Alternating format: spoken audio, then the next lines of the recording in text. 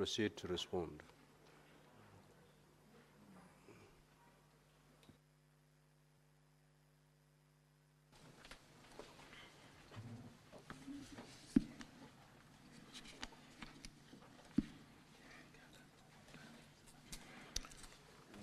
Thank you, Honorable Speaker, honorable members of Senate. I'm happy to be here this morning to respond to the various questions. And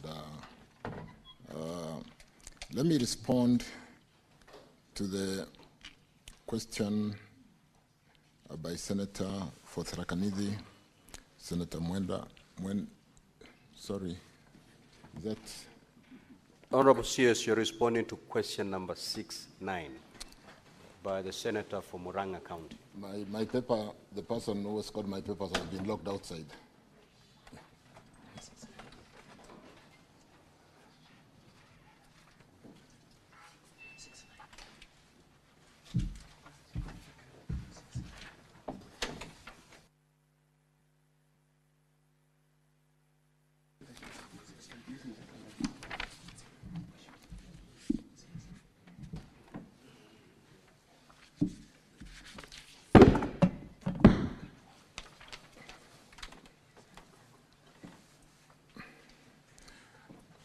Sorry about that, Honorable Speaker, Honorable Joe Nyotu, member, Senator from Murang'a County.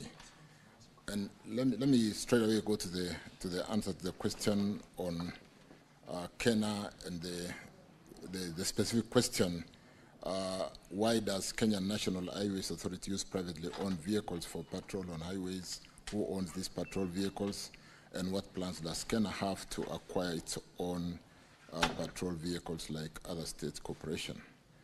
Mr. Speaker, sir, I beg to respond. The Kenya National Highways Authority, Kenya, utilizes privately owned motor vehicles as it outsources road maintenance works through performance-based contracts. Under these contracts, Honorable Speaker, members, particularly on critical roads such as Thika Road and the Nairobi Southern Bypass, the scope includes regular road patrols to monitor compliance with traffic regulations, rapid response to include to incidences and breakdowns, protection of road infrastructure including street lighting and guardrails, immediate assistance on motorists in distress. The arrangements, honorable members, Speaker, ensures efficient maintenance while enhancing overall road safety. And on the patrol vehicles that are owned, the patrol vehicles are owned by performance-based contractors who are basically assigned the contracts on the performance-based contracts. In terms of maintenance contractors who are competitively procured in compliance with the Public Procurement and Assets Disposal Act 2015 through the open tender method. Honorable members, on the final question, the authority does not intend to procure its own patrol vehicles for maintenance. Though Kenya outsources its road maintenance services, it's not very clear from the response why Kenya officers would use privately owned motor vehicles, because this is not a road maintenance. So, and was there any cost-benefit analysis done before this particular decision was made? Because, of course, government needs to save resources. Are we saving by using privately owned motor vehicles? Because my understanding is that there's a difference between road maintenance and patrol. The question, Honorable CS, was about the patrol vehicles. Because again, you realize that if sometimes motorists do not even know who is stopping them, because these are privately owned motor vehicles. So I think we may need to see clarity on that. And I think that is the only question that I have. And it also touches on your response on C, because we need to know, is the cost-benefit analysis, has it shown that we are better off, we'll save state resources through privately owned motor vehicles and not motor vehicles owned by the corporation? Thank you, Mr. Speaker. Honorable CS.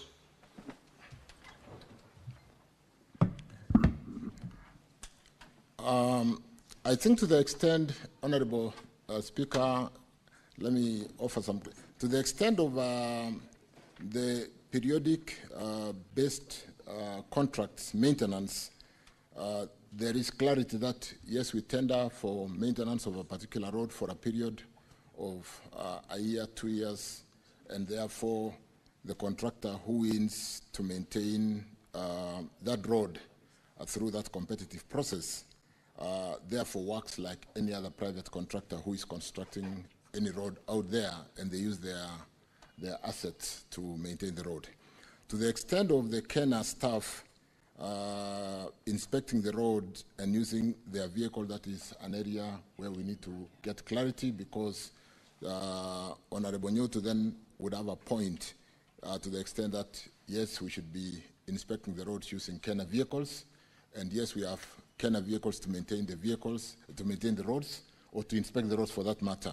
And therefore, I can take up that to make sure there is clarity between periodic maintenance, which is a contract given out to a private contractor to maintain the road, and when it is the aspect of inspecting the road by Kenya staff, we'll then make sure we pay attention and confirm the concern raised by Senator Nyoto that we should have enough vehicles, if that is not the case, to inspect the works in the various roads. I thank you. Senator Manzo. Yes, does indeed not have a security bearing, and Mr. CS, is indeed not better for you to work in conjunction with the police if you have to utilize private hired vehicles, and is it not a collusion between yourselves and the private people so that they can make money out of Kenya? Honorable CS, you may respond.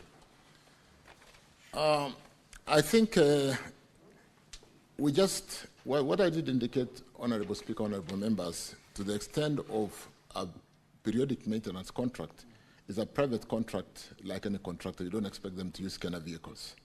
But to the extent of supervising and inspecting the works on the various roads, the Kenya staff does not in any way come in contact with the road users to the extent of really wanting to be discreet, because they would just be inspecting the works done by the periodic maintenance contractor. So if there has been a case where our staff in Kenya are not properly facilitated with their vehicles, that is a case which I said I will take it up, but it shouldn't really be a problem inspecting roads using Kenya's assets or using Kenya's vehicles, and I undertake to follow up that, Honorable Speaker, Honorable Nyoto. But to the extent of clarity, the periodic maintenance contract is a private contract which is done by the contractor who wins the maintenance contract for particular roads. But the concern raised by the Speaker, by Honorable Nyoto, I'll take up to the extent that there's a claim of lack of proper facilitation and staff could be inspecting the roads using their private vehicles. I thank you. Honorable Senators, we'll now move to question number 70 by the Senator for Kilifi and the Minority Leader, the Honorable Stewart Mazayo. Honorable Senator, you may proceed to ask your question. Thank you, Mr. Speaker. Mr. Speaker, I would like to ask my friend, the Minister for Roads,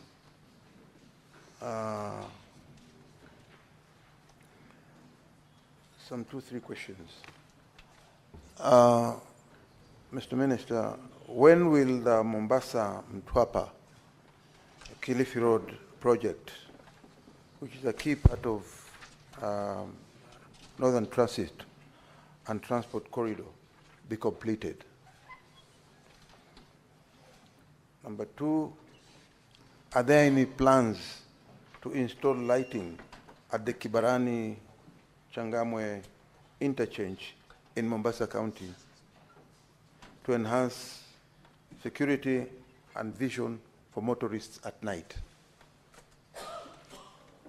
Finally, when does the government plan to commence the construction of a second bridge linking Mombasa Island to the North Coast mainland to ease traffic congestion? Honorable CS, you may proceed to respond. Thank you, Honorable Speaker. Thank you, Senator Matzayo. Let me straight away go to the answer. Mr. Speaker, sir, I beg to respond as follows. The Mombasa-Mtwapa Kilifi project is divided into 2 lots with different completion dates. The lot 1 is the Mombasa-Mtwapa, the bridge currently being constructed at Mtwapa town.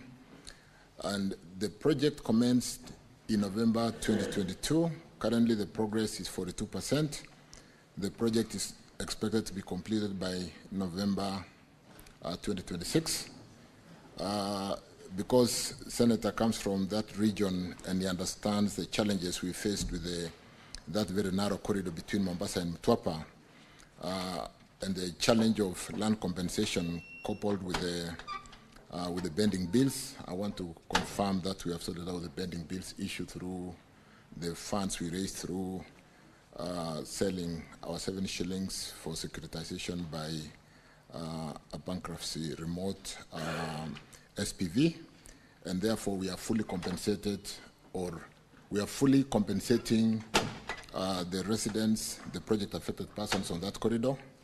The compensation could be going on, but all the money has been released to the National Land Commission, and therefore the slowed project, including compensating the contractor for the bending bills, has been sorted out, and we should see very good progress going forward. On the second lot, Honorable Speaker, lot 2 starts from Mtwapa, that bridge in Mtwapa, all the way through Kadzengo, Kilifi, and the project commenced in December 2021. Currently, the progress is 64%. The works are expected to be completed by March 2026. The project experienced a delay due to challenges with land compensation equally, and like I said, the issues of compensation is a story of yesterday. We have sorted out the bending bills issue, and National Land Commission is currently in the process of compensating the project affected persons, and we'll be able to even finish that corridor through Mtwapa town. The current contract includes the installation of street lights from Makupa roundabout to Kwa Chomvu interchange. Implementation is scheduled to commence in June 2025, which is just about now. And on the third question, the ministry through Kura is undertaking a PPP project for the second Nyali Bridge, which is still at preliminary stage. But let me hasten to basically say, with the road infrastructure works going on in the coast region, we really need to finish that Nyali Bridge so that connectivity with the works that has been done in Mombasa, in Kwale and Kilifi can basically seamlessly connect that great city of Mombasa or the coast region. I thank you. Honorable Matzayo, if you have any supplementary questions, you may proceed to ask.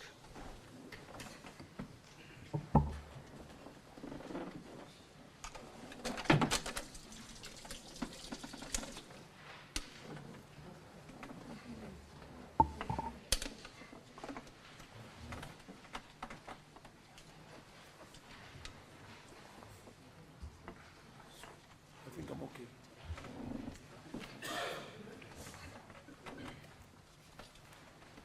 No,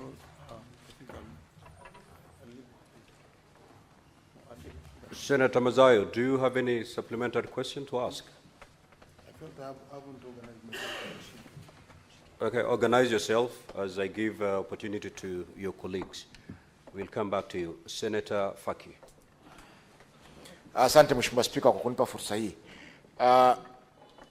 Mheshimiwa Spika, kwa sababu za ujenzi wa barabara ya Mombasa Malindi,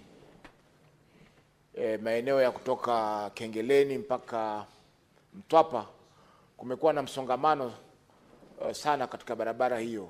Hivyo basi magari mengi yanapita na Links Road kupitia Nyali ndio yatokee Bamburi, Nyali Center yakielekea Kilifi na Malindi. Mheshimiwa Spika, barabara hii katika maeneo ya Quickmart imekuwa donda sugu kwa wakazi wa Mombasa na wakazi wa Kilifi. Kuna vidimbwi vya maji pale ambavyo kila kukinyesha inakuwa ni vigumu magari kuweza kupita. Hivyo basi utapata mara nyingine msongamano katika Links Road mpaka maeneo ya Shell petrol station. Mheshimiwa Spika, hili tatizo litaondoka lini? Kwa sababu tumeona kura wanakuja na mikutano, mara leo wanafanya ushiriki wa umma, public participation, kesho wanakuja wanalaumu kaunti ya Mombasa, kesho kutwa wanasema ni wawekezaji ambao wamejenga kando ya barabara ambao wanasababisha msongamano ule na maji kutokwenda. Mheshimiwa Spika, jambo la pili, hizi taa katika barabara ya Causeway ni aibu kwa Mombasa, Mheshimiwa Spika, kwa sababu mtalii akishuka katika uwanja wa kimataifa wa Moi kuna mataa pale, lakini akianza kuingia mjini, Mheshimiwa Spika, ni giza tupu. Wale wakatalii wa mara ya kwanza ambao wanaingia Mombasa, Mheshimiwa Spika, wakiingia pale wanajiuliza, je, twenda kwenye mji ama twenda kwenye msitu? Asante Mheshimiwa Spika. Senator Manzo. Yes, Mr. Speaker, the CS has talked about PPPs in relation to construction of the bridges. What are your statistical successes and the foreigner partners or whoever private partners willing to partner with you? What are the success statistics you have of successful PPPs in your ministry, especially in relation to the bridges? Honorable CS, you may respond.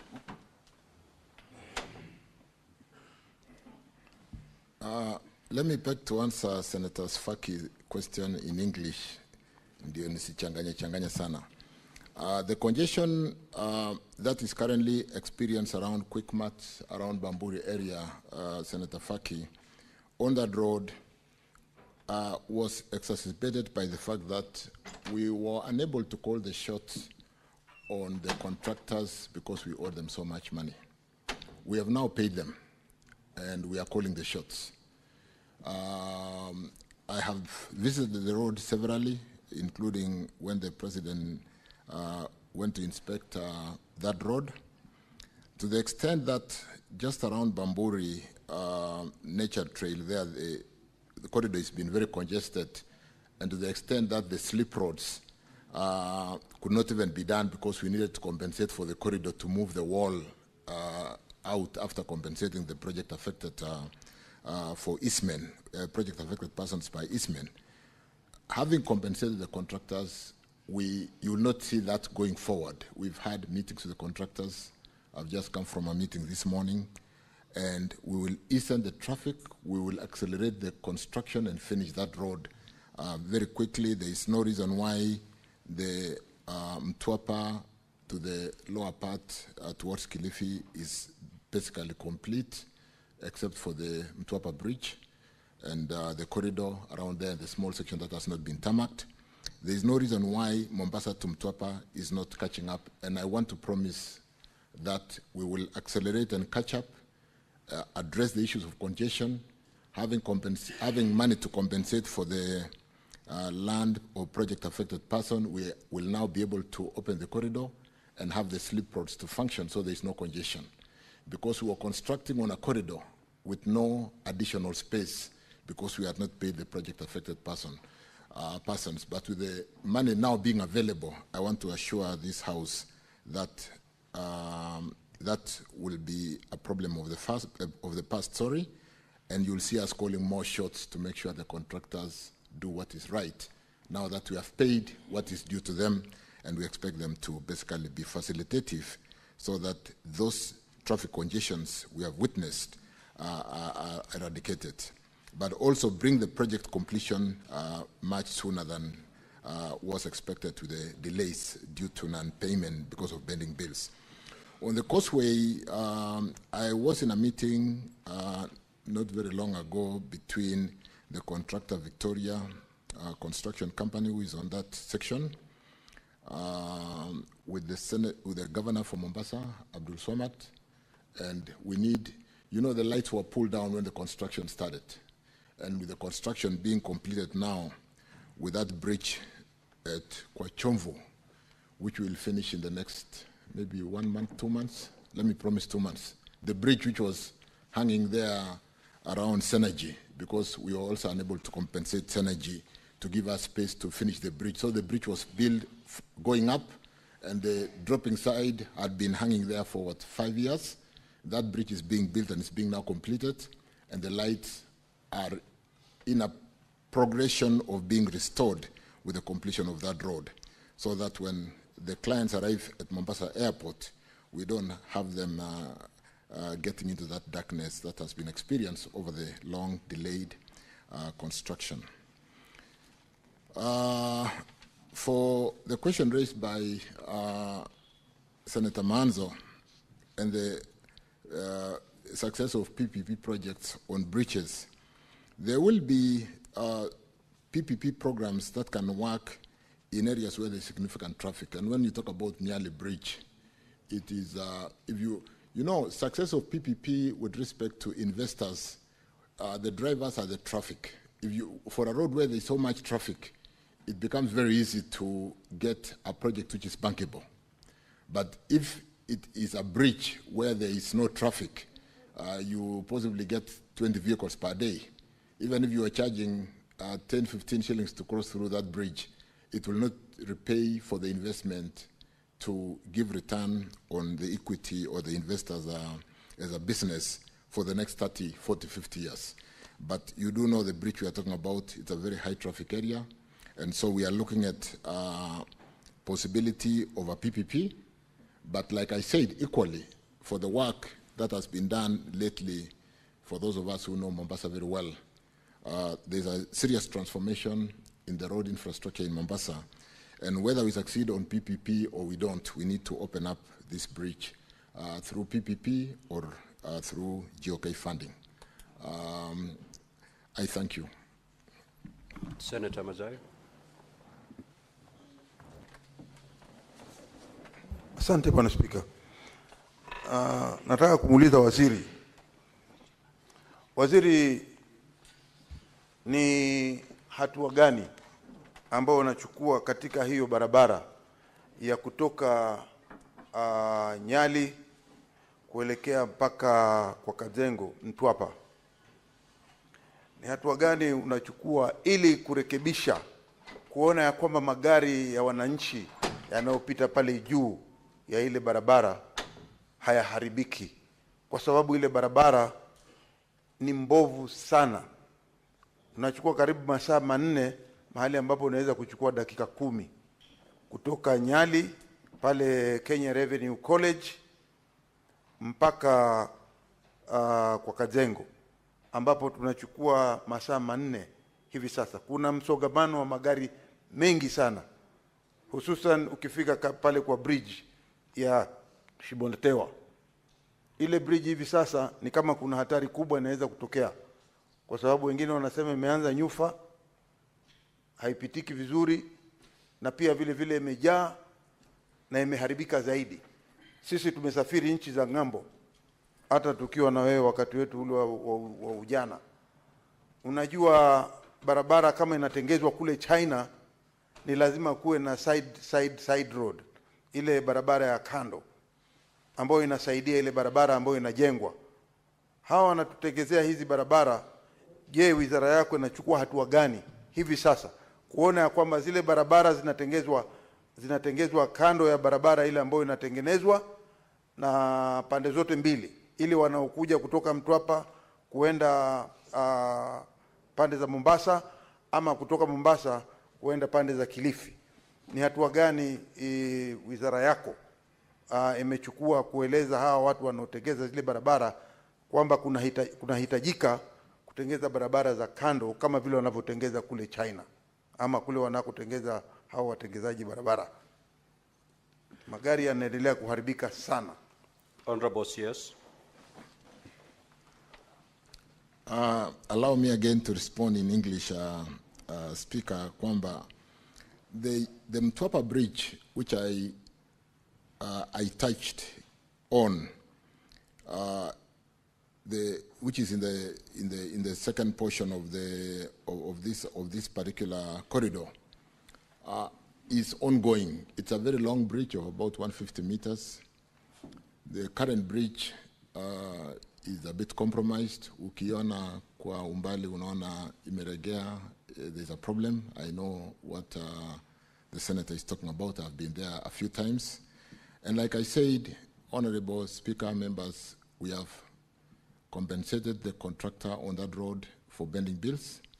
We have compensated the land affected persons, the project affected person within Mtwapa town, so that we are now able to connect the second section which is complete to the Mombasa side over the bit of compromise bridge. But I am confirming, Honorable Speaker, Honorable members, that we are accelerating the completion of this bridge. Now that we've got financing on this particular road, we've paid for project affected persons on that corridor about 2 billion, which is currently in progress. We've released the full funding to the National Land Commission, and compensation is going on as we speak. Shida ni kwamba when a project takes too long, you try to compensate, you find that the people who are initially in the list, there's succession issues and so on and so forth. But the full funding, as we speak now, is with National Land Commission, and the contractor knows that that challenge has been basically removed. Like I said, we have also compensated the contractor to work to the extent of 40%. The challenge, so to the extent of really accelerating the project, we want to quickly finish that particular corridor and ensure that road is motorable and the vehicles are not getting spoiled in that difficult section that Mheshimiwa Manso talked about. With respect to the service roads, sometimes as a developing economy, it becomes very difficult to buy land from land users, possibly demolish houses which have been built very close to the road to build a service road. So it's a case of really economics. Do we compensate to build temporary roads while we are building the roads? Where there is a corridor, yes. Where there is no corridor, it becomes a bit of a challenge. But allow me, for the programs running in Mombasa with the expedited payments or the eastern payments, to accelerate the connector between the Mombasa side and the Kilifi side through this Mtwapa Bridge very quickly, and ensure that we do remove that challenge in a very short time. Because the challenge for a long time was the bending bills and the very slow work that was whatever. With respect to slip roads, which have also been designed, and I will seek to have possibly a more closer meeting with the senator to show him the design. There are slip roads around through Mtwapa town. What we have done now is just to compensate for the inner corridor to move waugasaji, the wafanyabiashara wadogo, so that we can build the main corridor. But there are slip roads, and because we now have money, we are compensating, and we'll have slip roads through the town. The challenge was, because we were not able to compensate them, you would not actually know that they are slip roads. But when you see the designs, we've designed with slip roads, rather service roads along the main corridor. So we've compensated earlier on through exchequer release some 73 million shillings to get access to build the main corridor. The slip roads, we've now gotten money and we are compensating to do the service roads, which are parallel to the main road. And you will see that, and I can spend some time with Senator Manzo to show him the design, the fact that we have compensated for the main artery, and we are now compensating for the service roads through the town. I thank you. Senator Faki, you certainly cannot raise a point of order again in the CS. What is your intervention? My first part of the question was not answered. The problem is on the Links Road, where we have a pool of water next to the Quick Mart supermarket, directly on the road. And even if you go there right now, you will see that pool is still subsisting. And I remember during the month of May, if I'm not mistaken, there was a public participation done by Kura, where they started a blame game between them and the county government of Mombasa. A lady has lost her eyesight on that road because she was traveling in a tuk-tuk, and as a result of hitting a portal, something hit her eye, and now she's partly blind. So it's a serious problem, Bwana CS. I know you said you have been there, but motorists, those who are going to Kilifi, those who are coming to Mombasa, have that problem every day. Every day we encounter that problem. Even those who are now residing in Nyali are thinking of relocating, because every day in the morning there's a traffic jam, in the evening up to sometimes 9 p.m. Thank you. Sorry about that. I now understand where Senator Faki, I thought you were talking about the Mtwapa Kilifi Road. This is the Nyali bypass to Mtwapa Kilifi Road or Mombasa Road. And I know the exact location, and in my last visit to Mombasa, this was #1 agenda with the governor, where on either side of this particular road, where there's a kind of depression, there are developments on both sides. There's a hospital on one side, they've built a wall, and there's no way to drain the water on this very low section. And we need to really tunnel out the water in this particular depression. And it requires some serious design. I've discussed this with the governor. We are discussing with the land users how to get access to be able to get drainage out of that very low section. And then, yes, I'm aware it's a Kura project. I was talking about the Kena on the main highway. And let me undertake to follow up what Kura has done on this particular one. But it was more of the city plan to basically allow for development without drainage pathways. And therefore, it's one thing that if you are to think about a quick solution, you'll need to be pumping out water because you need to push water up and then look for a channel out. But we need an access to be able to develop a drainage from that low section. And then therefore, yes, I'm aware of that. We've discussed with the governor, and I will pick it up with Kura to see how far we are, Honorable Speaker. Thank you, Faki. Asante. We now move to question number 85 by the Senator for Kilifi. You may proceed to ask the question.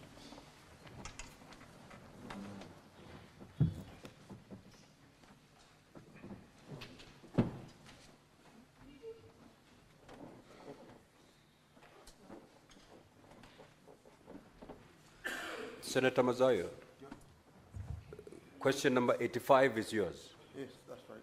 Do you want us to defy it? No. Then proceed to ask.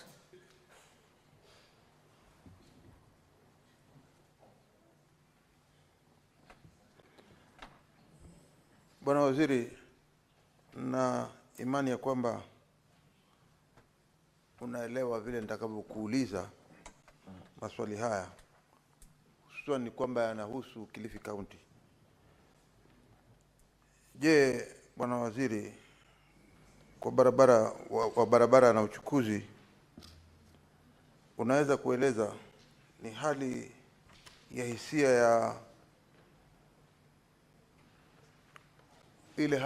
ya upanuzi wa uwanja wa ndege wa kimataifa wa Malindi? Vile vile waziri wa barabara na uchukuzi, nataka kuuliza, unaweza kufafanua jumla ya ekari ya ardhi iliyotengwa kwa ajili ya mradi huu wa upanuzi, na pia kueleza idadi ya wamiliki wa ardhi watakaoathirika. Vile vile waziri, nataka kuuliza, je, serikali imeweka mikakati ipi kuhakikisha kwamba wamiliki wa ardhi watakaoathirika na upanuzi huu wanalipwa fidia kwa haki? Na je, unaweza kutupea takwimu ya idadi ya wamiliki wa ardhi waliokwisha lipwa fidia hadi sasa pamoja na kiasi walicholipwa?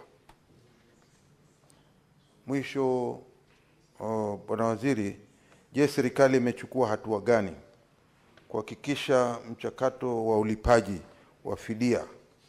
Na wewe kama waziri wa barabara na uchukuzi, unaweza kutoa ratiba ya malipo kamili ya fidia zote ambazo bado hazijalipwa mpaka hivi sasa? Honorable CS, you may proceed to respond.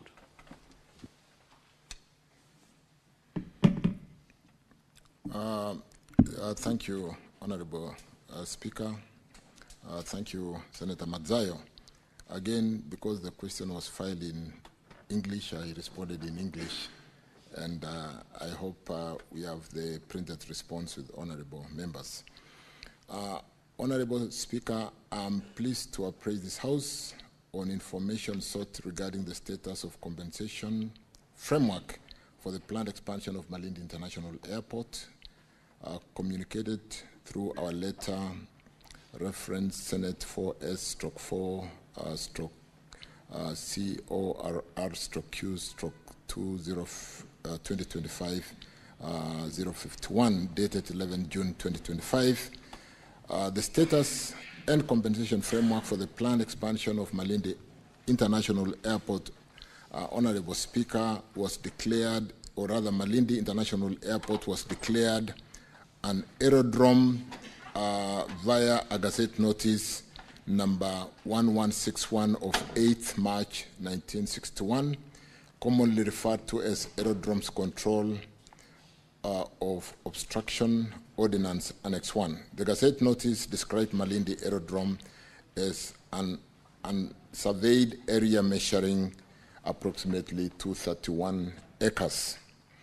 Honorable Speaker, in Speaker to secure the airport land, the government of Kenya, FIDE, a grant number CR 30280 Annex 3, granted the authority a 99-year lease with effect from 1st February 1997 through the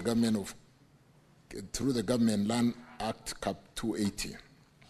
The land measures approximately 100.6 hectares as delineated on the survey plan number 211701 of 2nd May 1997, which you have annexed as 4 to the authority.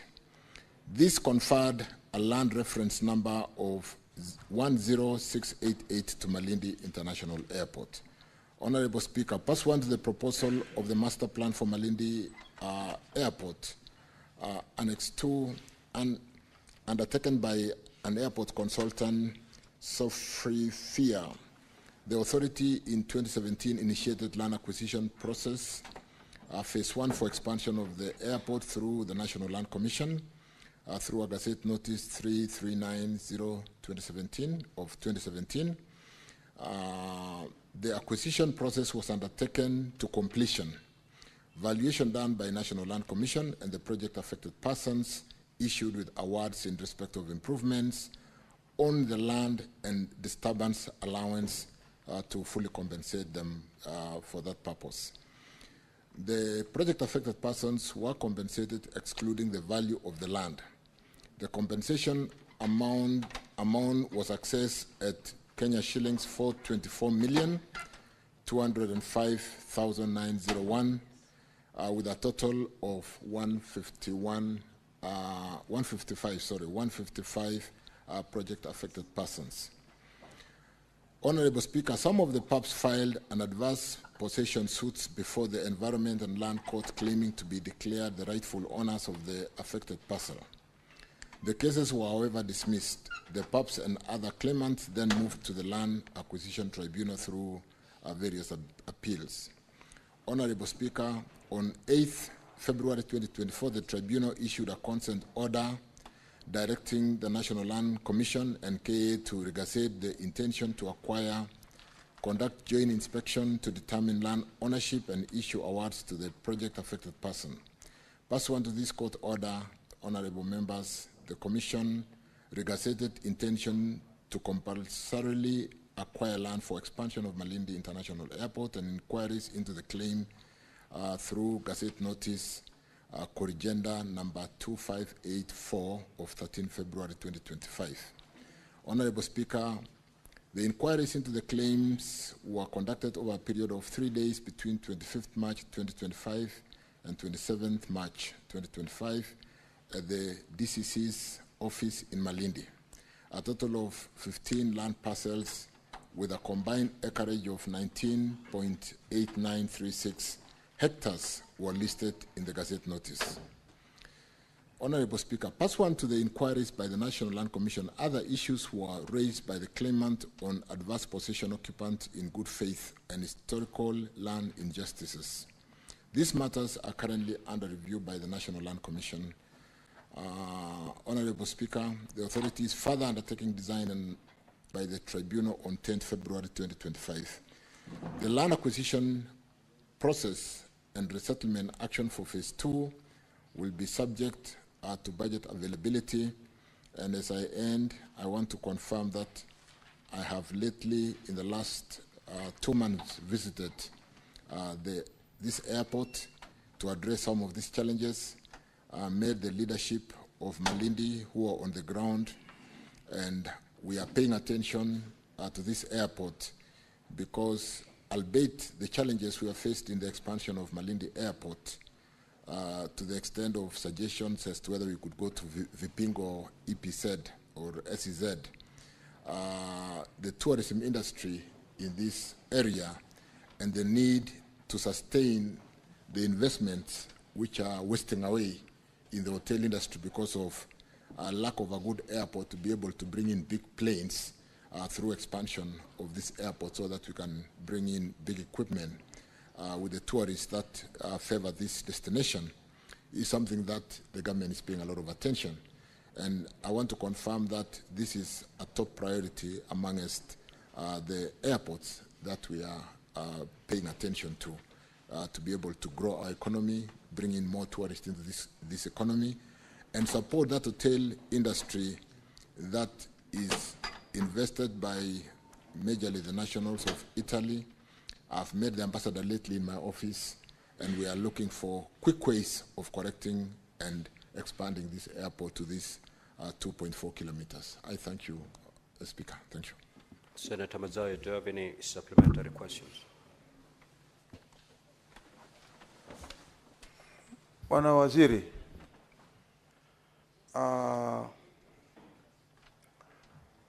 nilikuwa nataka kuuliza kwamba uwanja huu wa ndege wa Malindi ni uwanja wa zamani sana. Hata ulikuwa zamani kabla hata Kisumu Airport haijatengenezwa. Lakini kitu cha kushangaza ni kwamba mpaka hivi sasa ukisikia inaitwa Malindi International Airport, hata wewe mwenyewe unajua. Ukija kule kama kwa holiday ama weekend, unapata ya kwamba kiwanja kile hakiko katika status ya Malindi International. Na haya yote yameletwa na kwamba wizara yako imesusia ama imekataa ama haifanyi juhudi zozote kuona ya kwamba wale wawekezaji, kuna wawekezaji kama kina Flavio Biatore ambao walikuwa wako tayari kupanua hicho kiwanja katika mipango ama mikadirio ya wewe ya wizara yako na wale walioko tayari kutoka Italy kupanua kile kiwanja. Nataka kujua ni kwa sababu gani wizara yako kufikia hivi sasa imeweza kukataa hawa wawekezaji kupanua hichi kiwanja. Na vile vile nataka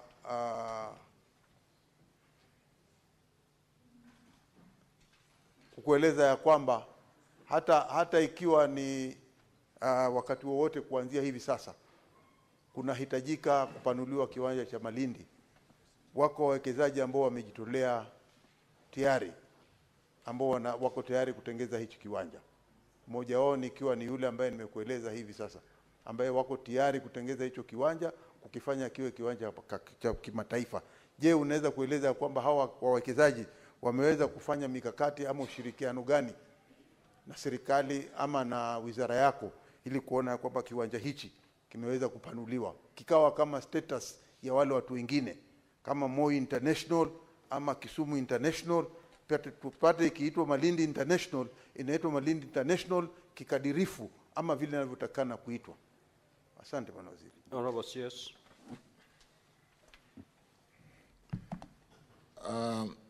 I think I had, in my supplementary answer, I touched on the supplementary question being asked by Honorable Matsayo, and I confirm and agree that what Mheshimiwa Matsayo, Senator Matsayo has raised is true. This is a critical, important airport for the kind of tourist destination we're talking about of Malindi in Kilifi County. And therefore, it's of uttermost importance for the government to address the concern Senator Matsayo has raised. The challenge in Malindi is not the infrastructure development. It has been more on the getting the runway expansion. On the front side of the Malindi is a very high population that has been very expensive to resettle, but that we must resettle if we are going to expand this airport, and we are going to do that. The other challenge is a road on the other side where the airport would cut through the road, the Mombasa-Malindi road.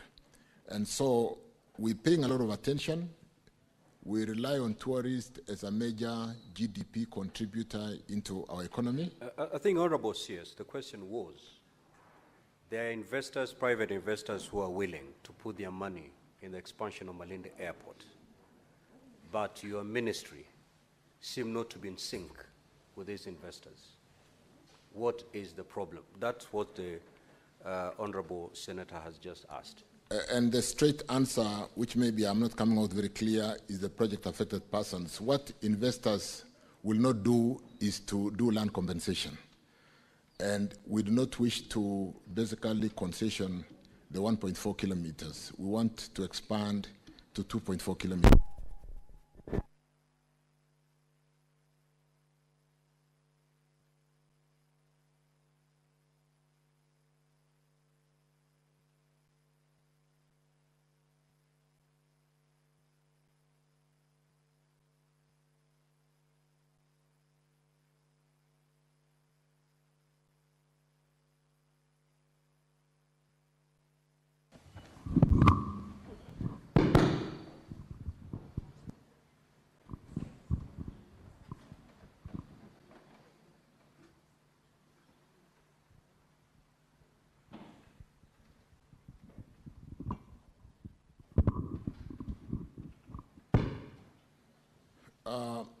Thank you, and sorry about that. Honorable Speaker, the straight answer is that we will embrace investors to come in, but the biggest challenge is the land compensation, because like I said, to be able to bring big planes into Malindi, some of the charters, we need to extend the runway to 2.4 kilometers.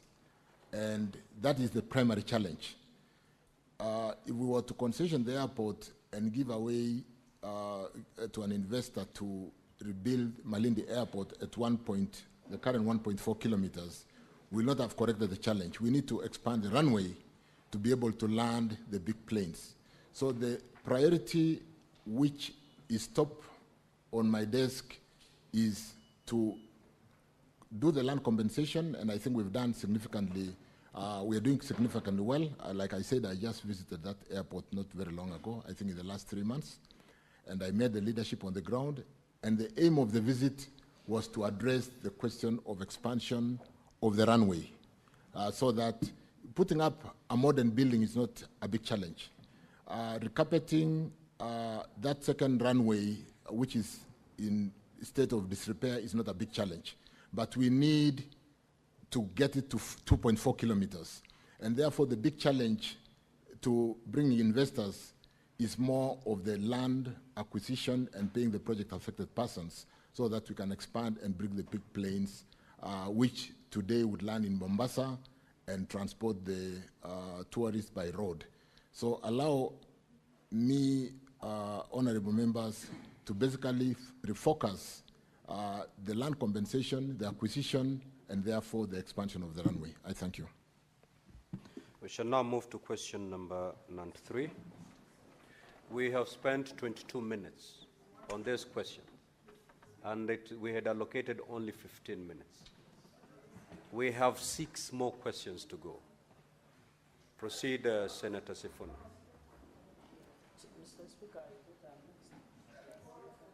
Proceed, Senator Sifuna, so that we make use of the limited time. I think, Honorable Chair.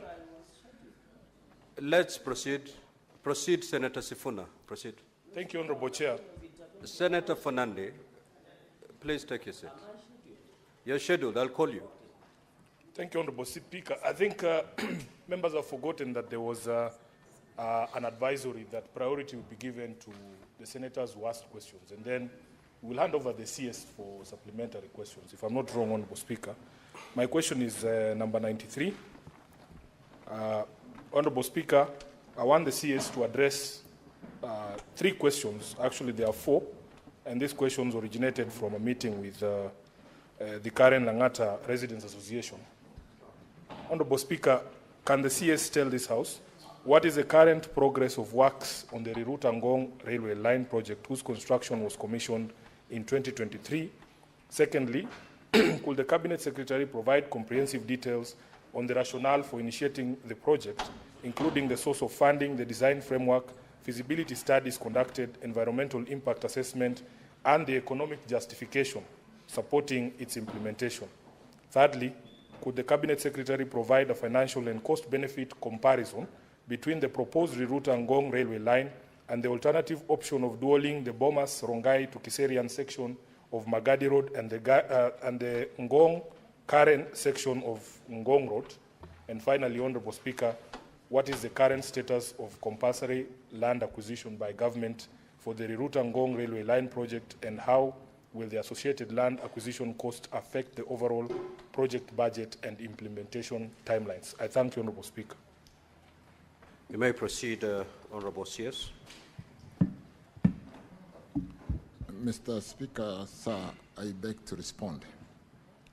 The transport sector is recognized as a key pillar and a critical enabler in achieving Vision 2030 long-term development strategy and the bottom-up economic transformation agenda. Development of efficient transport system, honorable members, in rural and urban areas is therefore key factor in supporting the country's development strategies. I wish to indicate that for this particular project, the source of funding for the project is purely the government of Kenya. The government, through the Kenya Railways Corporation, conducted a feasibility study that resulted in the development of Nairobi Commuter Master Plan 2019. The master plan identified key commuter line corridors for development and modernization within Nairobi metropolitan area. The key identified corridors forming the core network are Kikuyu-Limuru, which is currently existing under the meter gauge railway, Riruta-Thika, which also exists today with the meter gauge railway, Lukenya, Kitengela, Konza, also existing, Jomo Kenyatta International Airport, which is proposed, Embakasi Village, which is existing, and Riruta Ngong under implementation from Riruta to Ngong. Riruta Ngong commuter line, which will be linked to the revitalized Nairobi railway station, is also one of the commuter lines identified as critical transport infrastructure under the prioritized integrated transport system for decongestion of Nairobi metropolitan area. The rationale, honorable members, behind preference of the commuter rail over land transport is that commuter rail is for mass transport, and therefore the carbon footprint is what we all desire today. And where one commuter train carries about 6,600 passengers, both standing and sitting, which is equivalent, honorable members, to about 460 14-seater matatus, and that is one way of decongesting our city. I have just indicated where you can get that master plan, and in today's time of technology, if you go to that site, you'll be able to see the master plan. I wish to indicate, honorable members, that for this particular project, the source of funding, like I've said, is purely the government of Kenya. Mr. Speaker, sir, as regards environmental social impact assessment study, the same was conducted in line with the Environmental Management and Coordination Act 1999. Attached herewith is Annex 2 is a copy of NEMA's license number NEMA/EAI/PSL/35081. I also wish to add that the project is being implemented under the engineering procurement construction basis with an independent consultancy for design review and construction supervision in place. On the second question, Honorable Speaker, members, in order to enhance the economy of the country, mobility of the citizenry is a key, or is key, and the transport sector acts as a key enabler for economic growth. The land is a finite resource, therefore the aim of the ministry is to ensure both railway and road transport modes complement one another instead of competing or compete with one another. Given the finite nature of the land, the ministry aims to promote use of mass rapid transport, normally MRT, in Nairobi metropolitan area. The two modes being pursued are commuter rail transport and the BRT transport. And I can talk more about that because we just came back from the UK, where we are looking at the UK fund to do the Nairobi Railway City, and we are specifically focusing on these corridors to be able to move people quickly out of the city and into the city and be able to decongest. Construction cost is Kenya shillings 8.1 billion. For construction cost, we have about 8.2 billion, 8.26 billion. Land acquisition will cost us 2.8 billion. We are acquiring land in very expensive areas through that current corridor. Land acquisition cost,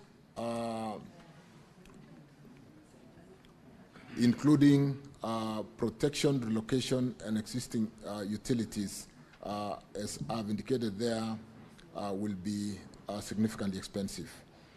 On the next question, on what is the status of the compulsory land acquisition, Honorable Speaker, Chair, the total length of Riruta Ngong commuter line is approximately 13 kilometers.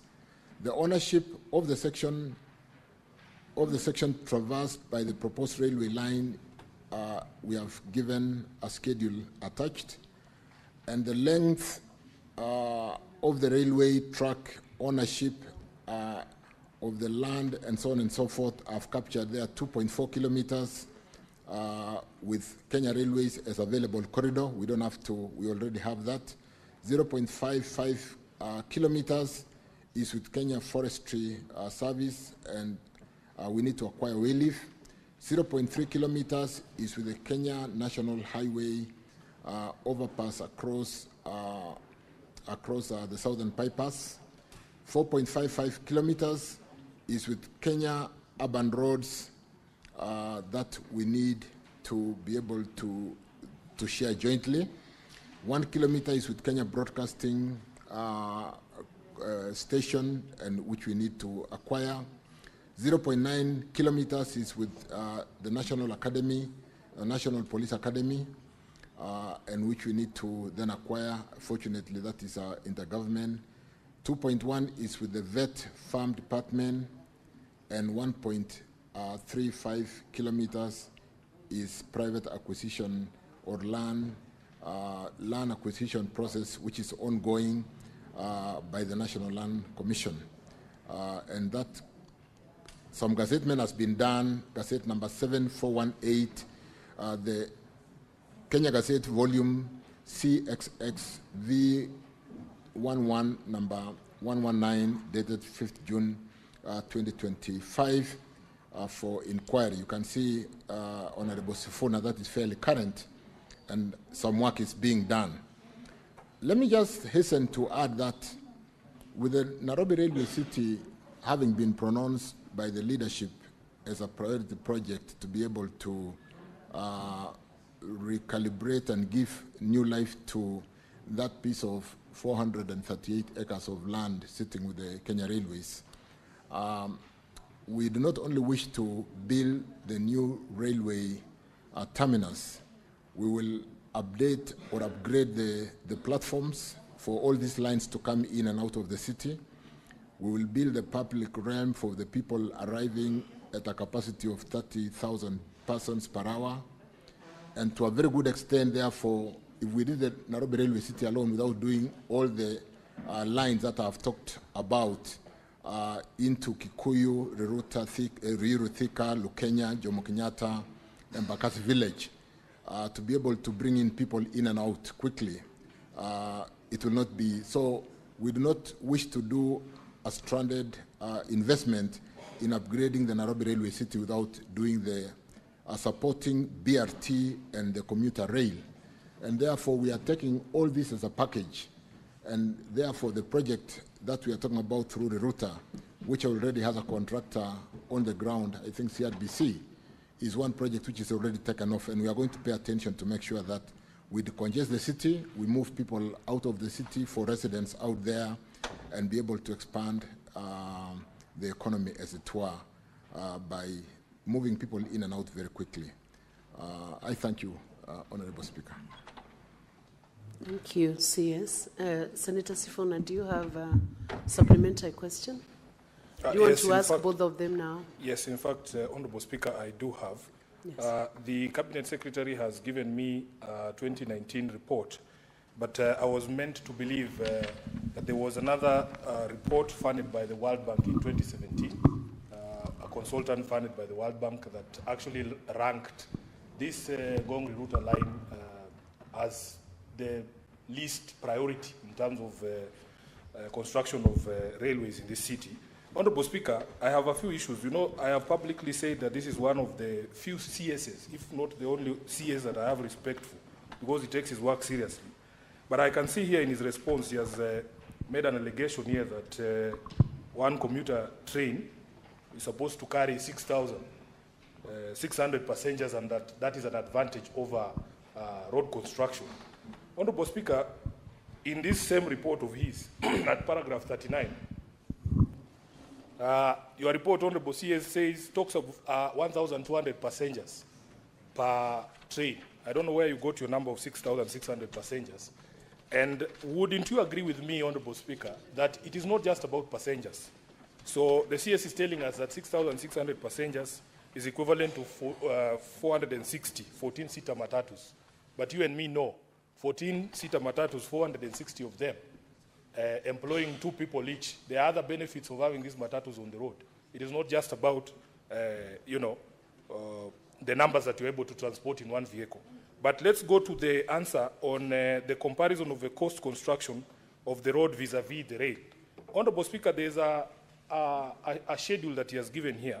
So apparently the government prefers spending a total of 9.5 billion Kenya shillings to do 13 kilometers of railway from Ngong to Riruta, as opposed to dualing Bomas to Kiserian, which is a total distance of almost 24 kilometers, at a cost of 10.9 billion. Waziri, explained to me as if I was a child. Honestly, if you wanted to decongest Nairobi, you want to open up the city, reduce the pressure on land. We know we have more land in Kiseria than we have here in Nairobi. What is the rationale of spending 9.5 billion to do 13 kilometers of railway, and yet you could use 10.9 to do 24 kilometers of road, dual carriageway from Bomas to Kiseria? So if you can answer those two questions, Honorable Speaker, and also touch on accusations, allegations that some powerful people along that route for that railway have somehow secured concessions from your ministry to divert the original plan to avoid their properties. But those who are not powerful enough, Honorable Speaker, they are not being heard at all by the ministry. I thank you. CS, could you respond to those questions?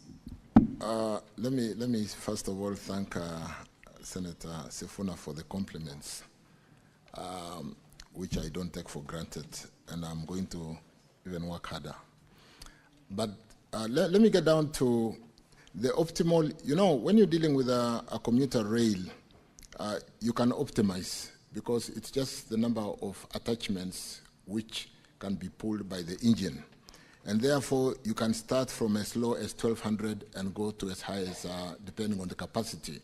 What you don't do is, depending on whether it's a rush hour, you don't just do the attachments if the population is not there, but you can go to as far as 6,000, depending on the capacity of the engine to pull that weight. The point really, and let me straight say, we will build Bomas Kiserian because that's a new settlement. We'll do all that road as a priority. But we can get to the details on the, Kiserian is really where the people who work in this city live. It's a new settlement. It's an open area. And if we are going to decongest the city in terms of new developments, we see serious development in that area. And we'll be impervious as leaders not to set priority dualing to that very congested narrow road to Kiserian. So I want to confirm that there are works in progress, dualing to be able to decongest people trying to reside in the very small spaces around the city of Bomas Kiserian is a must-do and an urgent project that we must undertake. And because it's a supplementary, I don't have the details, but I can tell you this is a priority road for dualing. But equally, leaders, when you then see the optimized pull from the commuter rail to the road, Matatu, and the congestion that we have, including the BRT, to be able to do the intercity with the understanding that because our city was not planned with a railway or commuter railway, it is very easy for us to have the commuter planned along the Nairobi Railway City. It is very easy to basically go out of the city through Nairobi commuter metropolitan system, which brings in a number of counties in Nairobi who basically, where our population reside, in Ngong, in Kiserian, in Kikuyu, Kiambu, all the way down to Murang'a. And then these governors do sit in the Nairobi Metropolitan Transport Authority decision-making process. And therefore, let me just confirm, honorable members, Honorable Sifuna, that Bomas Kiserian is a must-do, and I can come with specific timelines because it's a critical corridor to decongest the city.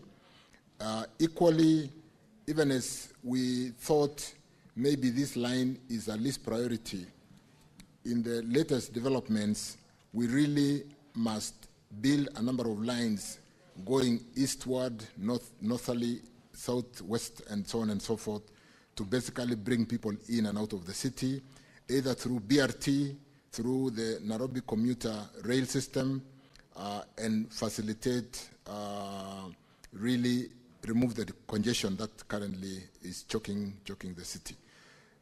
So whereas it might be expensive to develop the commuter rail, if you see the capacity we are able to pull, depending on the number of attachment of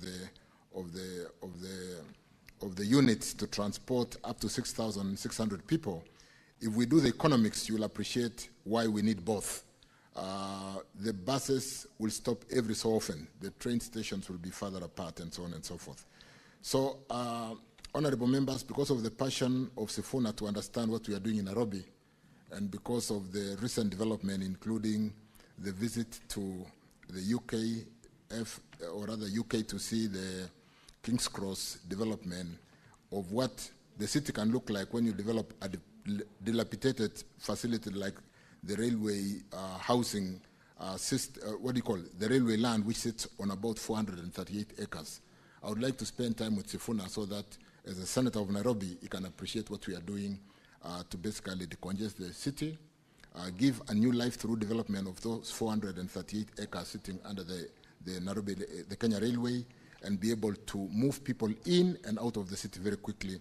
And we are doing this as a package. We do not just want to do the railway city. We want to do the BRT lines, including the line that starts from Kenol and which has been stranded for a while, coming through Ruiru all the way to the Nairobi Railway station, and the line going to Kikuyu, the line going to Ruruta. There are life plans, including my planned visit to the UK next week. I thank you. Thank you, Honorable CS. I think we have exhausted the time that was allocated by Speaker.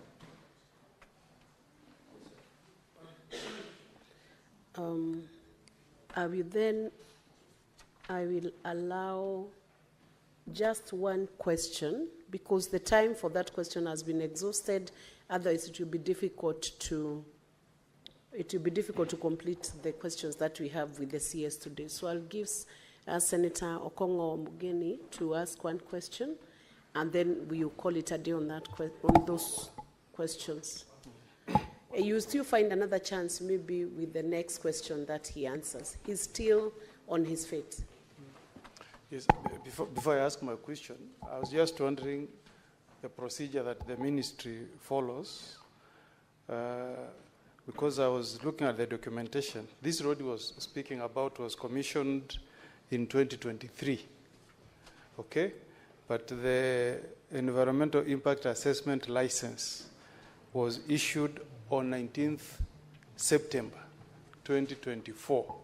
Does it mean that the ministry does not follow the laid down compliance procedures before the commission projects? Because they should lead from the front, Honorable Madam Speaker. But the question I wanted to ask, which is current from the minister, is on road safety. CS, that Senator Omugeni, last week, question do you want him to answer? That's the one I'm asking. That was just an observation. Okay. Last week, Waziri, we had a bad accident, and I think we neighbor each other. I'm Nyamira, you're in Bomet. In Nyansiongo, we had a very bad accident where a truck that was traveling from Keroka, Metamayua, down to Nyansiongo lost control and crashed into Nyansiongo market, and 8 people died on the spot. If you have data, that is coming up after another accident happened again last year in October, where we again lost 4 lives, Waziri. In that stretch, you know, coming downhill, it's a hill. From Sotik, Chebilate down to Nyansiongo, you also go downhill. And on both sides, Waziri, you have not placed bumps to slow traffic. Before September, in April, another child at Gesebe Primary School had been knocked down by a vehicle. Again, we raised these complaints. I addressed the same issue before your predecessor, Murkomen, but nothing has been done so far.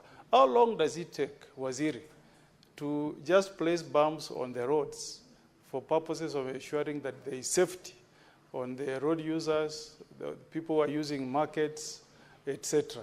Can we get any assurance from you that you will take note of these concerns and move with urgency and place bumps on that stretch of the road? and also whether there is a possibility of putting a climbing lane on that spot, because we don't want to keep on losing lives. We are also part of Kenya, people from Nyamira. Waziri.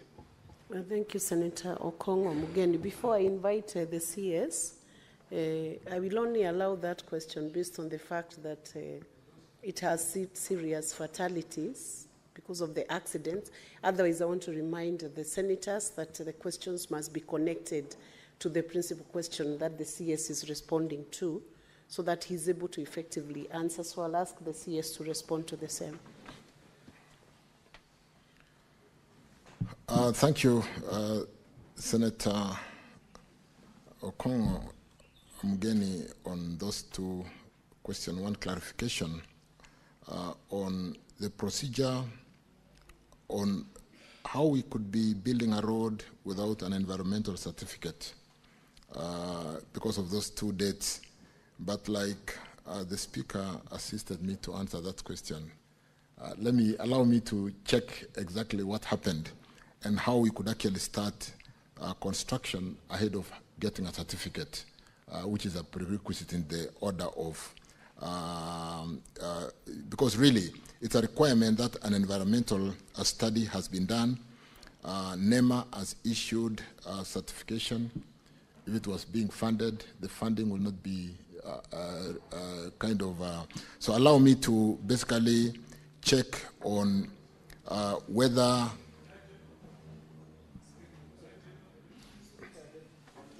Senator Okongo, you're out of order. Let him respond and I'll give a direction. Yeah.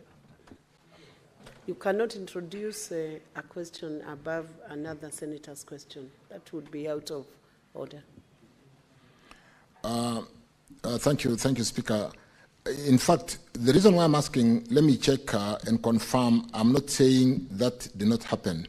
But you do know, sometimes when you apply for a license, you are given a provisional license to start works and do subsequent environmental certification. So I really need to bring the sequencing of the initial approval and whether this was a secondary basically requirement to submit the environmental reports and therefore get subsequent certification for compliance. But allow me to do that, and that's what I was requesting. I'm not disputing, but I'm saying, let me get into the details because these are dates and numbers, and then therefore I would wish to basically delve into that because it will not happen that we are working on a project where there's been no environmental study and approval to do a project.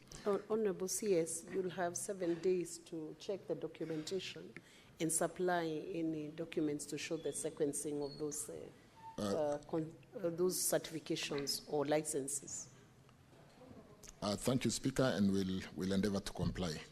With respect to the road safety, and which is really carnage ravaging our Kenyans, I want to empathize with the Nyasiongo market accident and the loss of lives, 8 lives there, and promise the Senator that I will immediately hereafter address the concern of the bumps.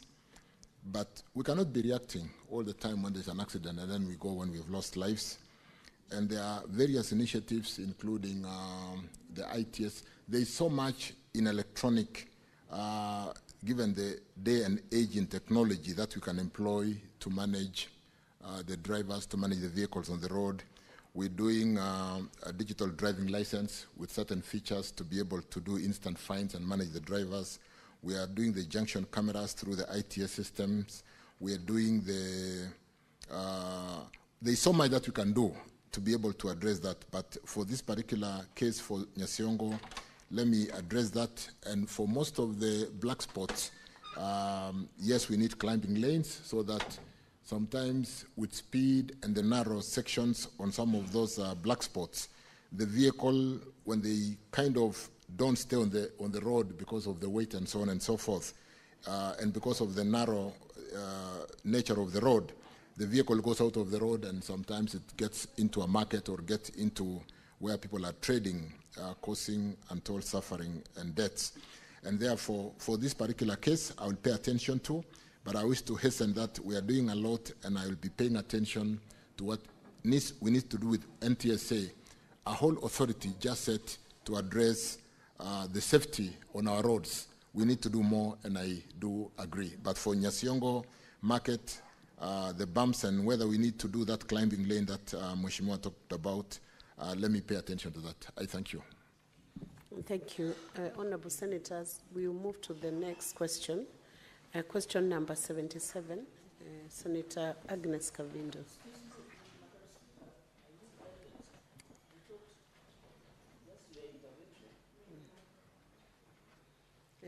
What guidance do you need, Senator? And Senator Chiralike, when you need guidance, you first wait for the Speaker to give you permission to address the Chair. You cannot take over from Agnes before you're allowed by the Speaker. Senator Agnes, resume your seat. Let me hear the guidance Senator Chiralike needs. Please give him the mic. Madam Speaker, I understood when Senator Sifuna was given indulgence to go ahead of me in the sequencing of the order paper, unless order paper does not guide the House, because in the sequencing of the order paper, I was immediately after Senator Stewart Manzayo. The Speaker requested the indulgence of Senator Sifuna. Then it should have come back to me, because as per the sequencing of the order paper, I thought we are following order paper, Madam Speaker. Okay, let me... Can I be allowed, because I have other engagements, Madam Speaker? Resume your seat. I respond to that. Senator Agnes Kavindu has approached the Speaker. She's indisposed.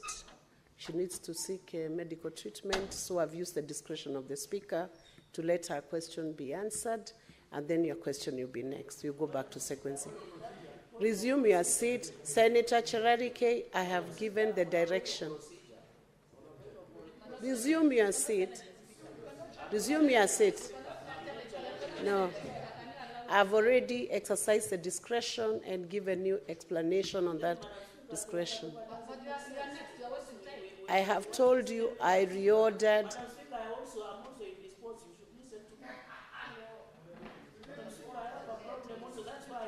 From now, this point is when you are indisposed. Resume your seat. So resume your seat. You are out of order, and I wish to caution you. Senator Chiralike, I wish to caution you now, you are out of order. Resume your seat. That is the first caution. After the second caution, I will rule you as out of order. Resume your seat. Agnes, Senator Agnes, can you proceed? Resume your seat.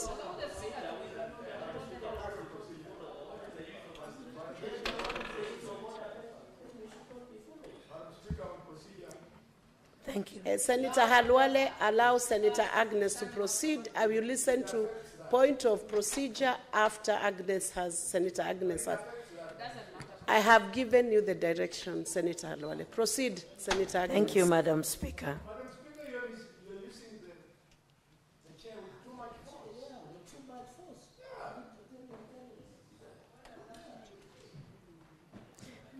Thank you, Madam Speaker.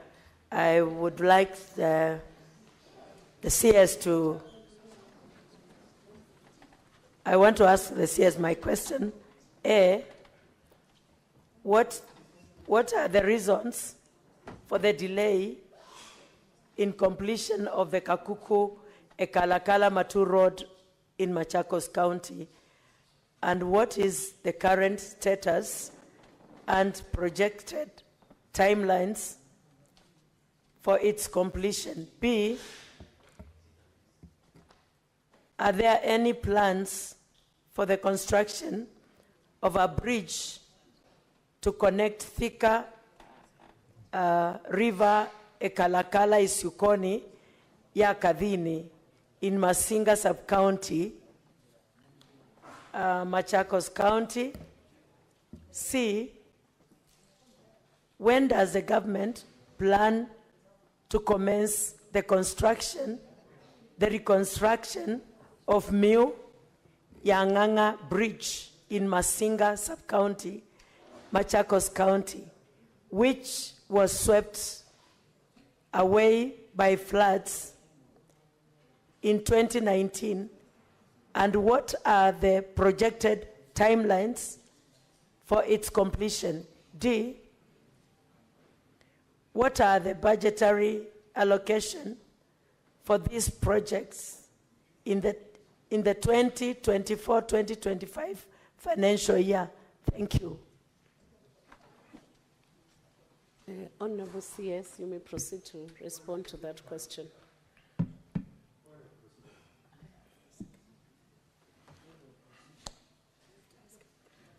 Just wait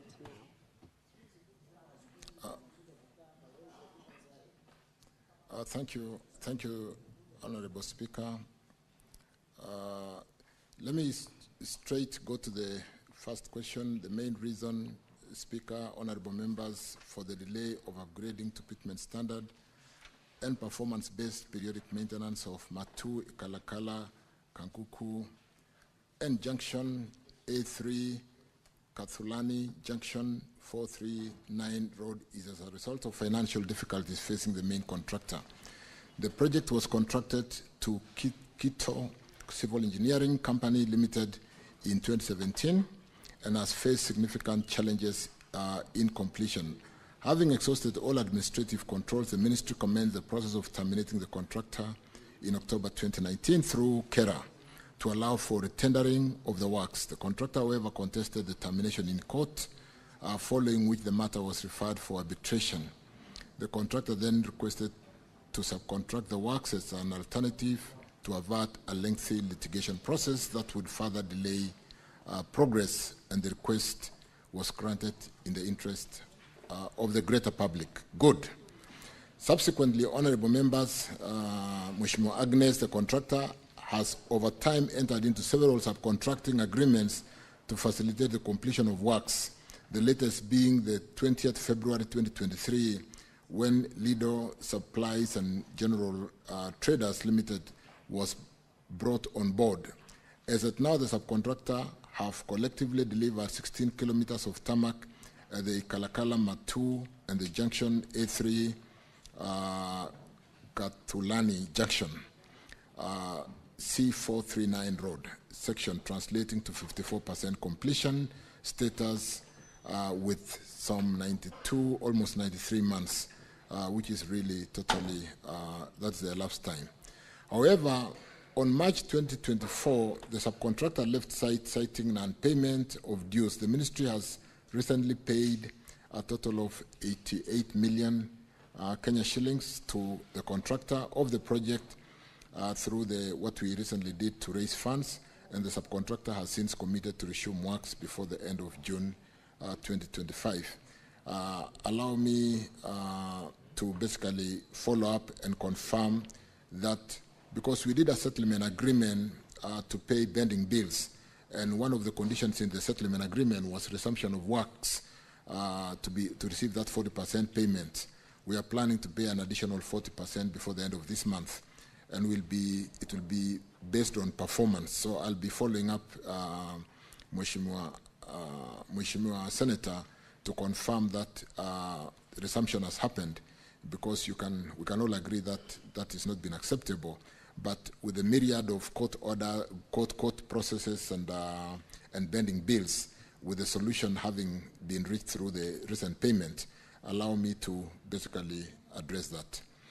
On the second question, we are aware of the need to construct a structure to facilitate access along the Thika River, Galagala, Ishuko, Yakathini Road, C438 in Masinga constituency to connect in Machakos County. The road serves as a link to Ikalakala ward in accessing roads such as Mutasha, Ithanga Hills, and the larger Masinga Ndithini region. The cost of constructing an adequate structure is Kenya shillings 20 million, and the construction shall be undertaken upon availability of funding. Not a very adequate. Allow me again to pay attention to that and see how we can quickly expedite funding for this particular bridge. On the third question, I wish to state that the reference Niu Yanganga Bridge in Masinga Sub-County has been designed for construction as a twin cell box culvert. The ministry is aware of the importance of the structure as it links the Kayole Mataka Kikule Road in Masinga constituency, Machakos County, providing a key transport link across the Miu-Yanganga River and improving access within the Ndithini area. The cost of constructing the structure is estimated at 15 million, and a funding request for the same has been raised for consideration. The ministry through KERA shall procure and undertake works on the structure as soon as a budgetary provision is made, and let me also undertake to follow up that, because it's one thing to build roads with no structures connecting the two roads. And on the final one, the two structures were not allocated a budget on the financial year 2024-25, since they are at preliminary pre-construction stages, including designing of the structures. But that was 2024-2025. Allow me also to check, Honorable Senator, the status in the current budget 25-26, and I will do that. I thank you. Do you have a supplementary question to that? Senator Kavindu. Yes, Madam Speaker, thank you. Sorry, my voice is disappearing, but I'll try to strain.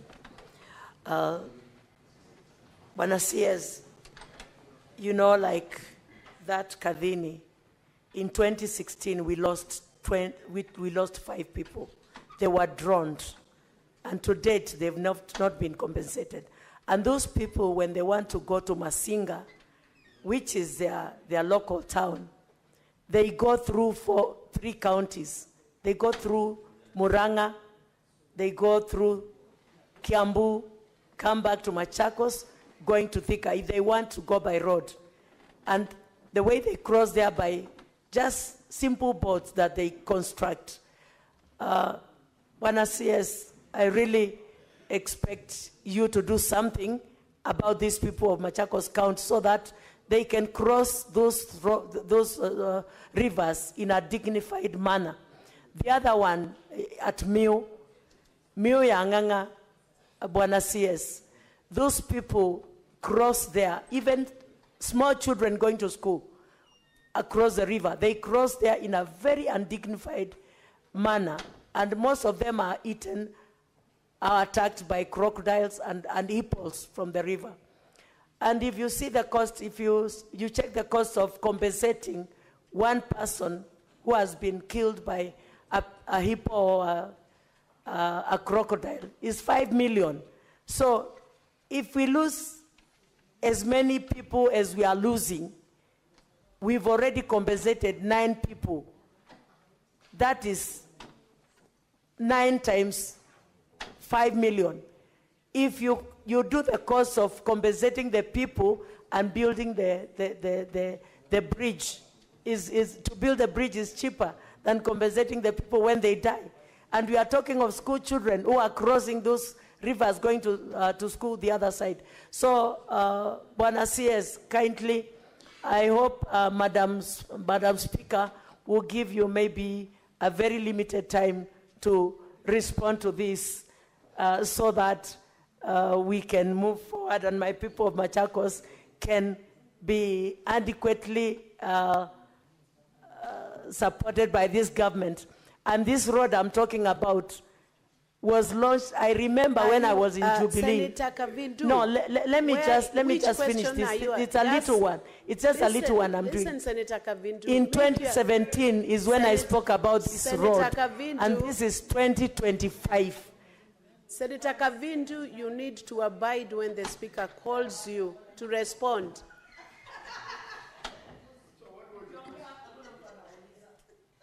Senator Kavindu, you are getting out of order. Resume your seat. Honorable CS, proceed. Honorable Speaker, in the interest of time, I think Senator Kavindu was just stressing the importance of getting these 2 crossings to be built, and I undertook that I will really pursue the 2 bridges. In fact, we have some funding to address bridges in Kenya because we all have challenges with crossing across many rivers across the whole country. So, Senator Agnes Kavindu, I undertook, I will address the 2. I thank you. Next question.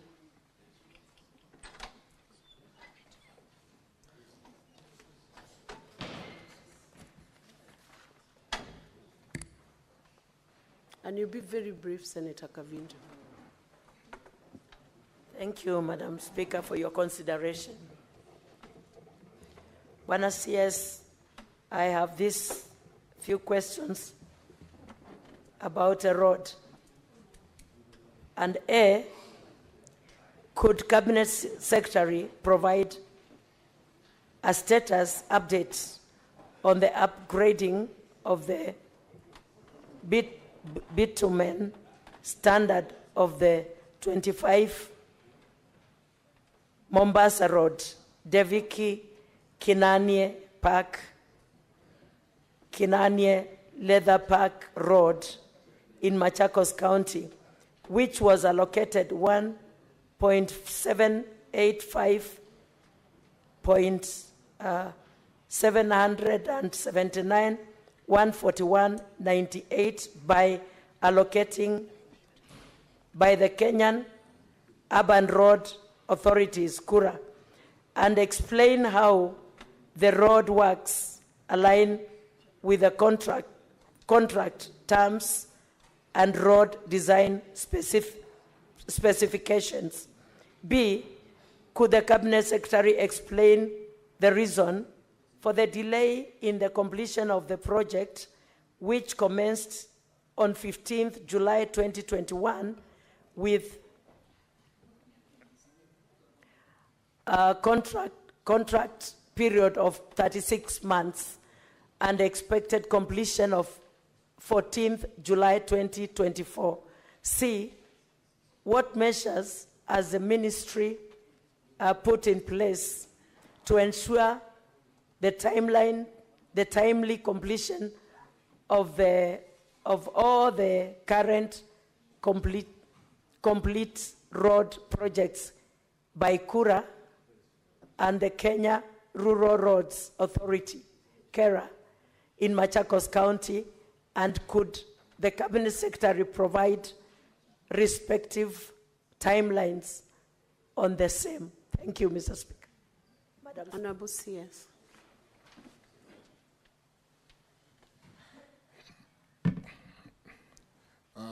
Thank you, Speaker. Thank you, honorable members. Allow me to rush through this question very quickly, because I did visit this road in the last 3-4 weeks.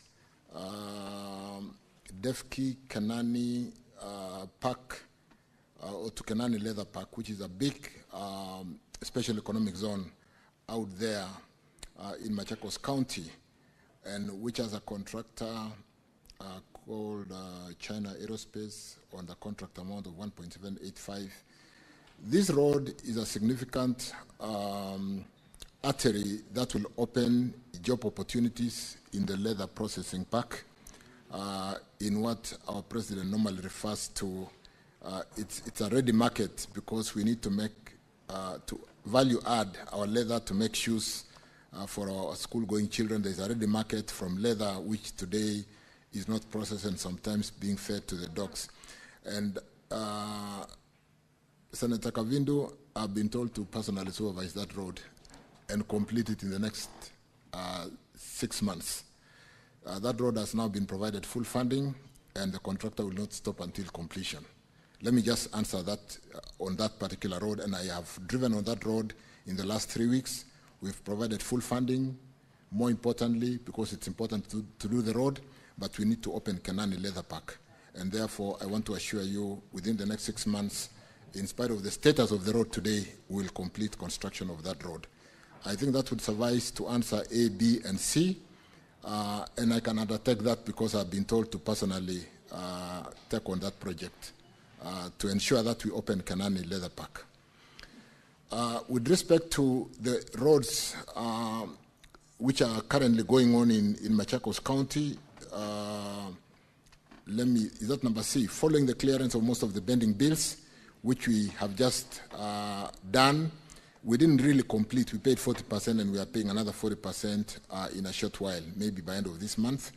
The contractor resumed works and requested an extension time which was reviewed and approved, setting the revised completion for the project to 2026.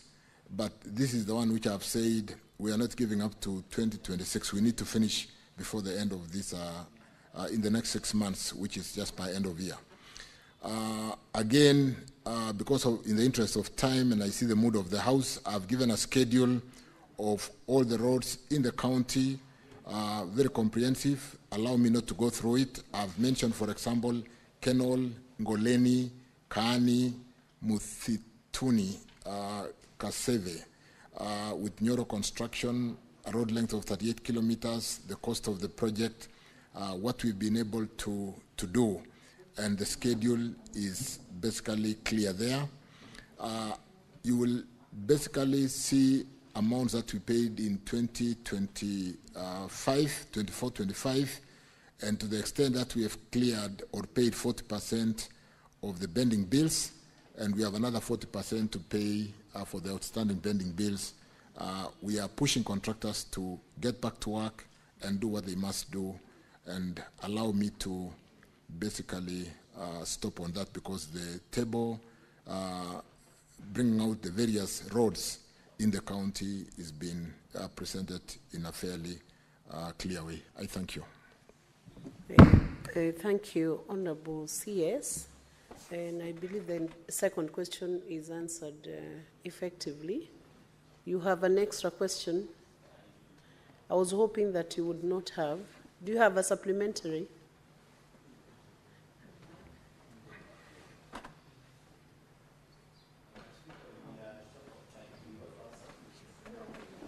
Could you,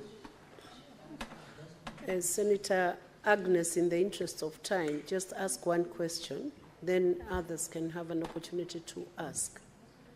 Actually, I won't ask any other question. I'm satisfied. If I have any other question, I'll get back to them again. Thank you. Thank you, Senator Agnes. We go back to the order paper, and I want to request Senator for Nandi, Senator Samson Chiradike, to proceed with question number 73. Finally, and to always be patient, because your turn will still come. Proceed. Madam Speaker, but we must also stick to standing order 45. Just proceed to the question. So that proceed we don't to the lose question. touch. Senator Madam Chiradike. Speaker, I read question number 073, and I request to read both concurrently since they are short.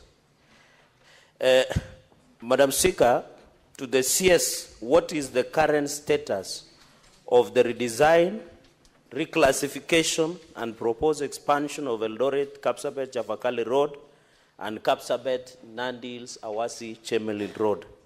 And secondly, Madam Speaker, could the Cabinet Secretary provide the projected timelines and budgetary allocations for their implementation? My second question, Madam Speaker, is question number 074, sorry. To the Cabinet Secretary, could the Cabinet Secretary provide the implementation status and expected timeline for the expansion of Nairobi, Nakuru, Eldoret corridor inclusive of Malaba, particularly the dualling of Rironi Nakuru and Nakuru Eldoret Malaba highways, which are critical in easing congestion along the northern corridor? And finally, Madam Speaker, could the Cabinet Secretary indicate the identity of the contractor for the projects as well as the funding arrangements? I thank you. Thank you, Senator Chiradike. Honorable CS, you may proceed to answer. That means you have been combined for question number 73 and 74, I believe. Yes. Thank you, Chair. Thank you, Senator Chiradike, for those questions. The current status of design for Eldoret, Kapsabet, Chavakali, and Kapsabet Chemelil. Honorable Speaker,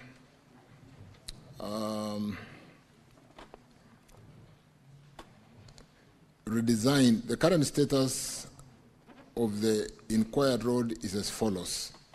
I thought there was a question in the written a question about Moiben Junction, Eldoret Town, all the way to Mlango, the sides of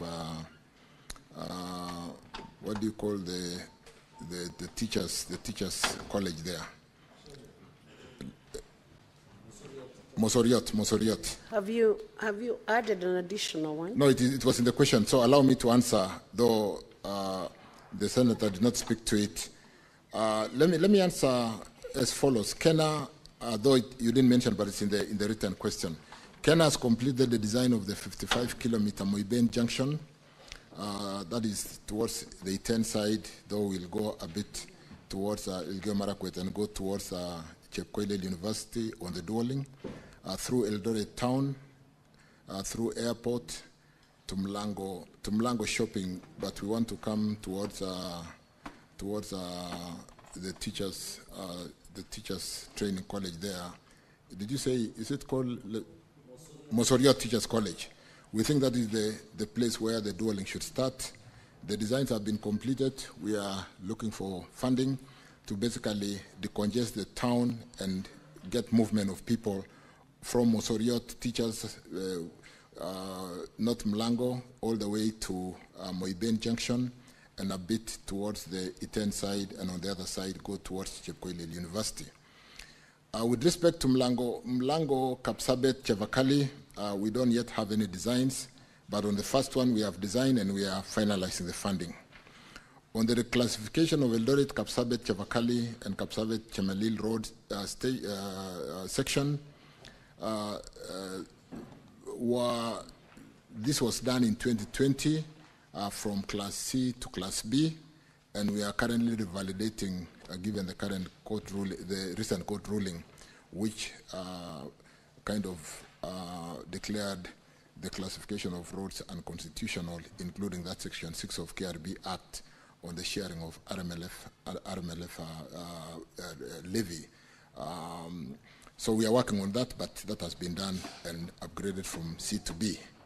With respect to the design of the 50, I've talked to that. Let me not repeat the Moiben Junction. I've said we're coming to the Teachers College all the way to Moiben and go towards the university and towards the 10. With respect to the maintenance of the Eldoret, Chebarbar, Kapsabet, Nandi Hills, and Kapsabet, Chepsonoi, and periodic maintenance contract for Javakali, Chepsonoi, which was also in the question paper, that is ongoing, and the works under those contracts are expected to commence shortly because they went to tender. I think we had to retender because there was a small challenge. The design of the 55-kilometer Moiben Junction, Eldoret Town Road, Airport, Mlango Shopping Road is complete. And like I said again, I don't know why I've repeated myself quite a bit on that, but we have stretched from Mosoriot all the way to what I did mention.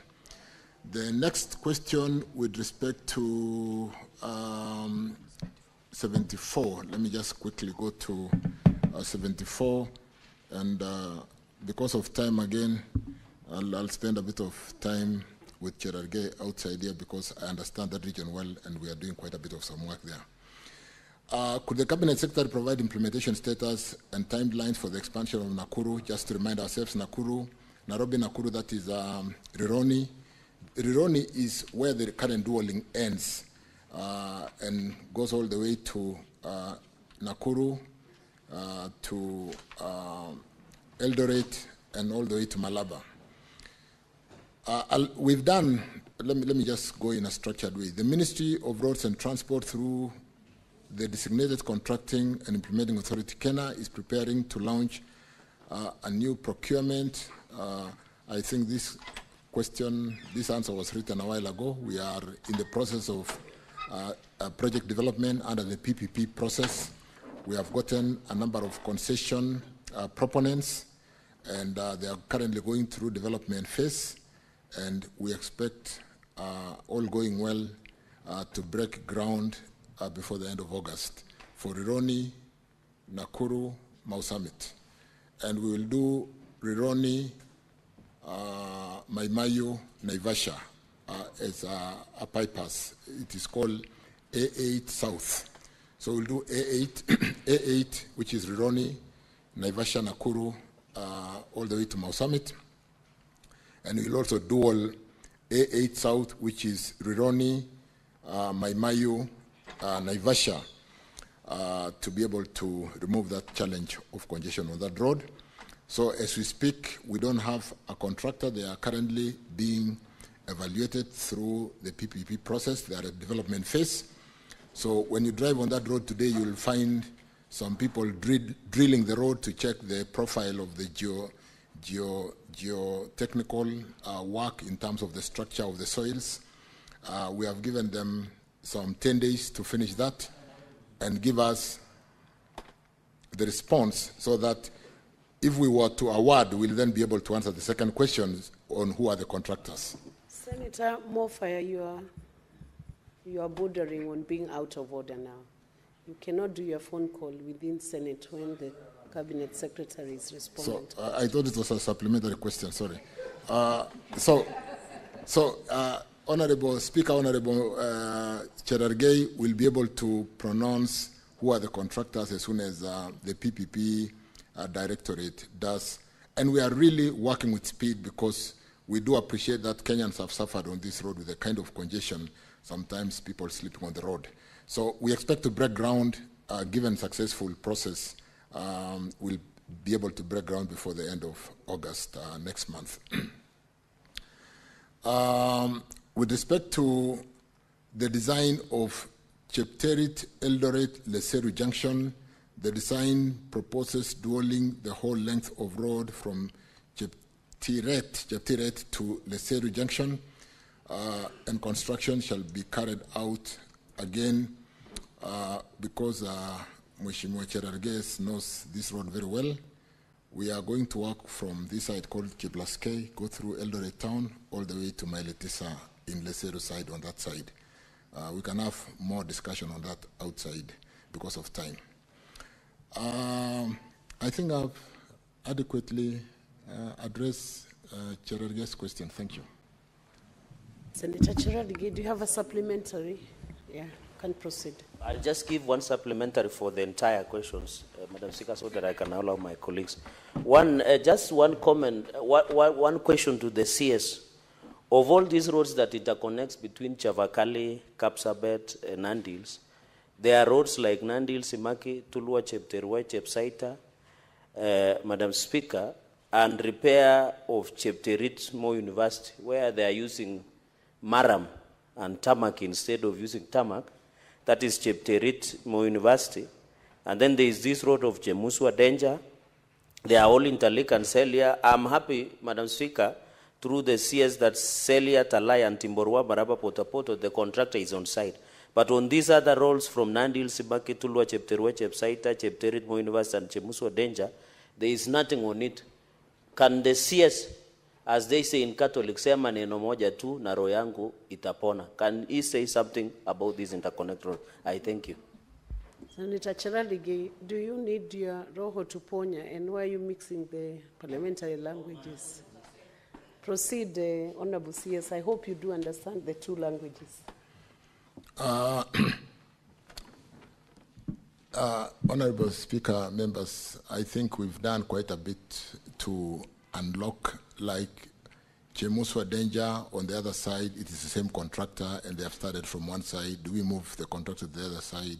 Do we get two gangs so that one gang starts from the other side?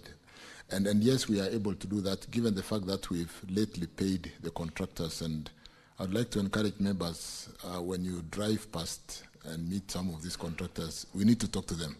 They were in a really very sorry state.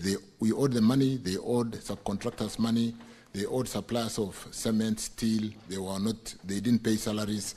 But with the unlocking of that challenge, I want to confirm that, without repeating that, all those roads that Senator has talked about are funded in the current financial year. And I would like to spend some time with Senator to confirm that. And therefore, and it's the same thing across the whole country. We've really done fairly well with the unlocking of the pending bills and ensuring that every road that as a contractor has at least a milestone funding in the year 25-26 to ensure that we do not only pay them for the bending bills, but we have money to pay them for the subsequent certificates they are yet to give us. All those roads, Senator, have been funded. And I want to spend some time outside here with you sometimes to confirm that. I thank you. I'll allow Senator Joyce, Senator Bonnie Halwale to ask supplementary questions on that. Senator Joyce. Yeah, thank you very much, Madam Speaker. I would want to really appreciate the CS for the way he's handling the ministry, but I still have one question, which I know is brief to it. I don't know what the plans the ministry has concerning a road that is sharing the same problem with what Honorable Gerarge has said, that is the road from Chebole to Shongiroi to Emurwadigir, Silibwet, Olengurwani, Silibwet, Chamaner, and Kiagong, Sigor. What are the plans that the ministry has? Because these are the roads that have been having a challenge with the bending bills, and they have been in construction for the last 4 years. And the same roads are also getting worn out before even they are completed.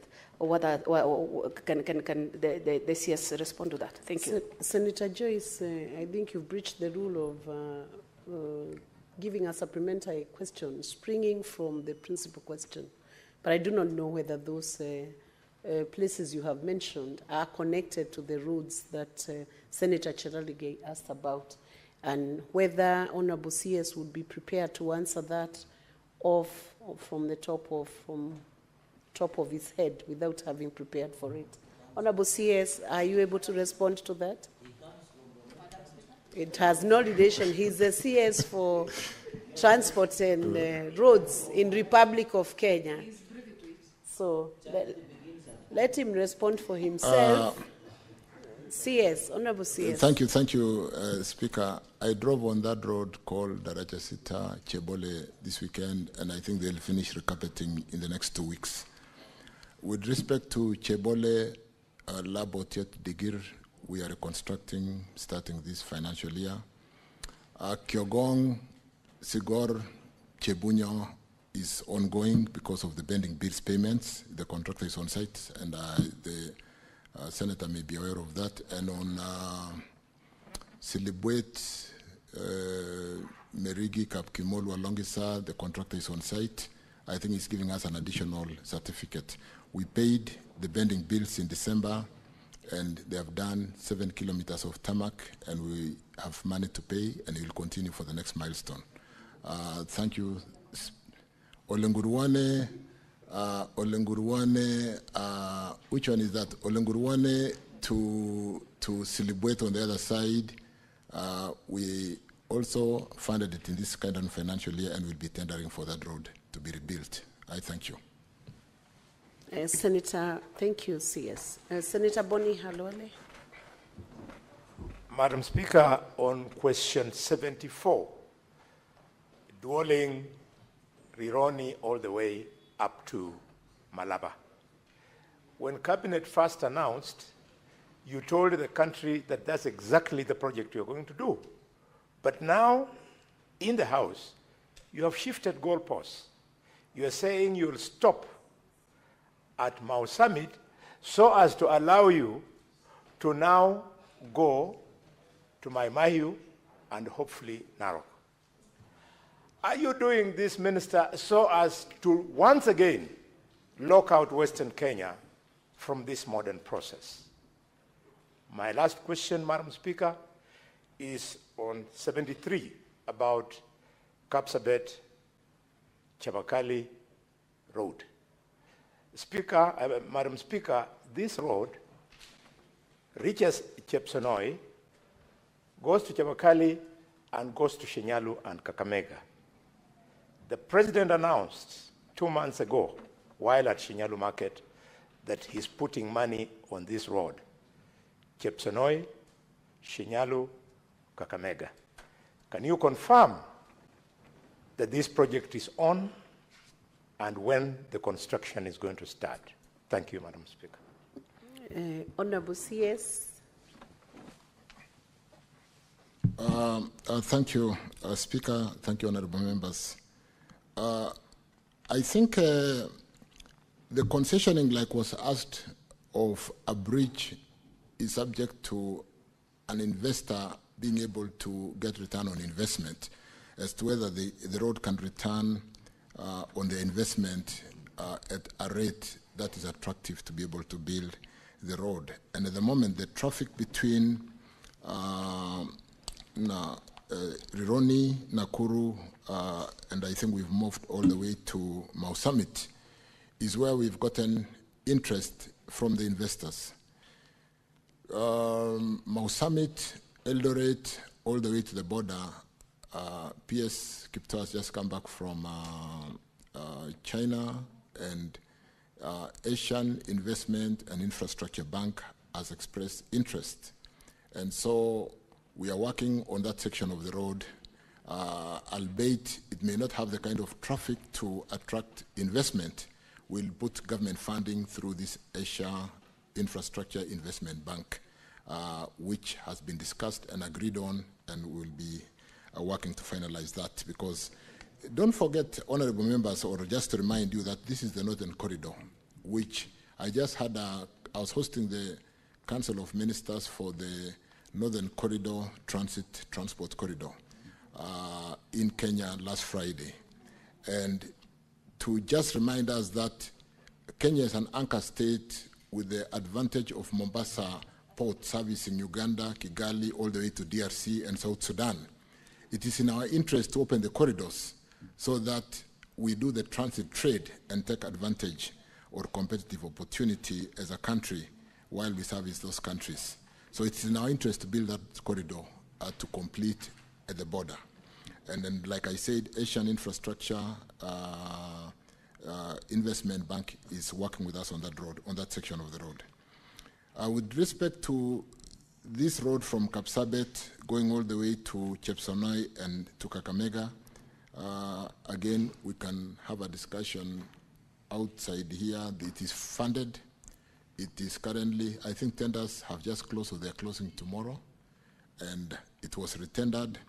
We'll award and quickly start building that road to pitment standard. Thank you. So I confirm funds are available. It has been tendered, it's been designed, it's been tendered. Unfortunately, the first tender had a challenge and it was retendered. And we'll seek to award this time round and get the contractor and start building that road.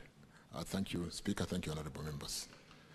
Thank you, and I appreciate coming to really lay clarity on any areas on the road infrastructure for this country. Thank you, Speaker. Thank you, Honorable CS. We'll now go to question number 88. Senator for the Rakanidi County. Thank you, Madam Speaker, for this opportunity. I want to know from the CS roads criteria that the roads board uses to determine the allocation of the roads maintenance levy fund, that is RMLF to each county.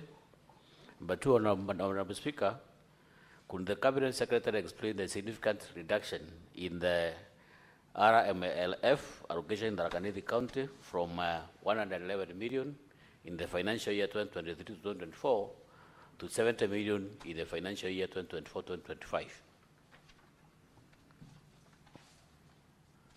Honorable CS.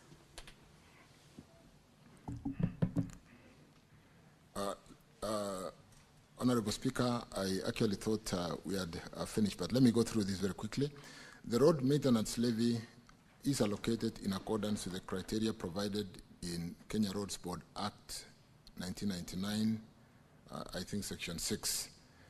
From 2015 to 2016, 2020 to 2021, the road maintenance levy was allocated to the roads agencies as tabulated in that table, 40% to Kenya, 21.8% to Kenya Rural, and Kenya Urban had 10.2%. County governments had 15%. Allocation which was a special for emergencies and for disaster, and which sat in the CSS office, was 10%. Kenya Wildlife Service was 1%, and 2% for Kenya Roads Board, totaling 100%. Effective July 2021, honorable members, the conditional RMLF allocation to counties was discontinued with the National Treasury including this allocation as part of the equitable share of revenue to counties. The 15% road maintenance levy fund allocation to counties therefore reverted to Kera and Kura, because you know this RMLF is a conditional, it's really a levy for maintaining roads, and it can only be used for roads, and therefore otherwise it can only be a conditional grant. The county governments additional allocation bill 2024 proposed to allocate some 10.52211853, that is 10.5 billion from RMLF to the 47 counties in the financial year 2024-2025. A formula for determining the quantum allocation to each of the 47 counties was therefore developed under a multi-agency approach that included the Commission of Revenue Allocation, a National Treasury, and the Kenya Roads Board. The formula took into account 5 factors, including basic equal share, length of the road, network, and proportion of paved and unpaved road in each county, the climate condition, the soil types, the rural index, which include including the traffic on the roads, the class of the road, which is not mentioned here, and all those factors, all those are factored in the formula as drivers to the allocation. Each of those factors, honorable members, was assigned weights as tabulated in that table, which I don't wish to go through, in terms of weight of main criteria and sub-criteria and weight of and percentages thereof. These criteria were to take effect in the financial year 2024-25 in the event that the county governments were to benefit from the road maintenance levy allocation.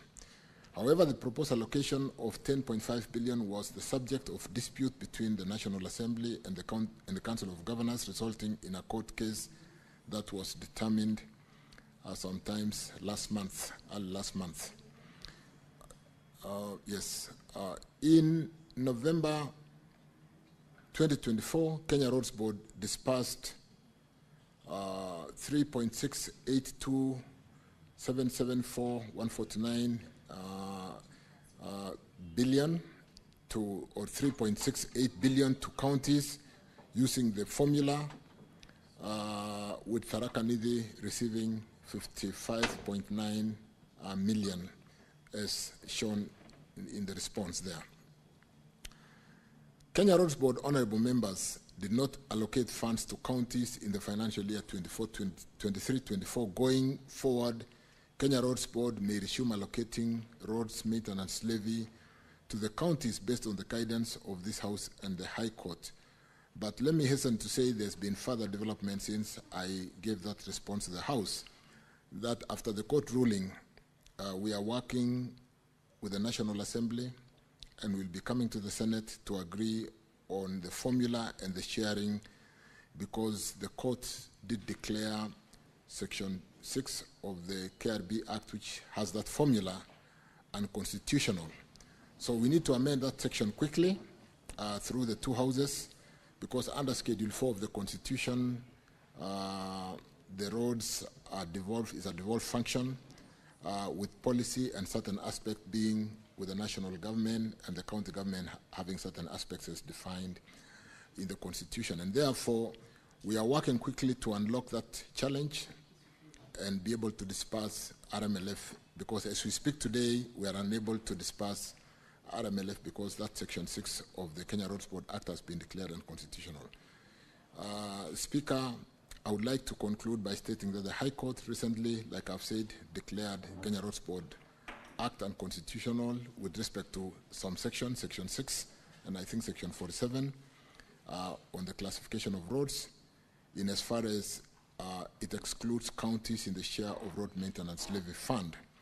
The State Department of Road is working closely with the Attorney General, like I said, the National Assembly, and will be working very closely with the Senate, because that is a bill amendment or an amendment that basically will require passage by Senate, and if we work closely together so that we avoid mediation, we'll be able to unlock that challenge and be able to disperse RMLF to support, manage our roads, which are not in very good state, particularly after the April rains.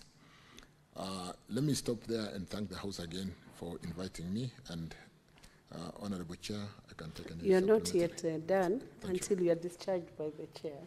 You still have a supplementary question from Honorable Gataya. You have Senator Gataya. Honorable Speaker, I have captioned Honorable CS mention about a formula which has all the rule proved to be very discriminative. Because, Honorable Speaker, Madam Speaker, if you go to the Tharaka-Nithi, we have very many stoned road projects. I'm very sure Honorable Waziri is aware. He must be aware of a road which originates from some parts in Tharaka, which is Gatonga, Marimanti, Chakariga. This road that is stoned for close to 15 years. Actually, this road is peeling off. Even the part that were done is already, those parts are already peeling off, and we have witnessed several accidents for the last few years.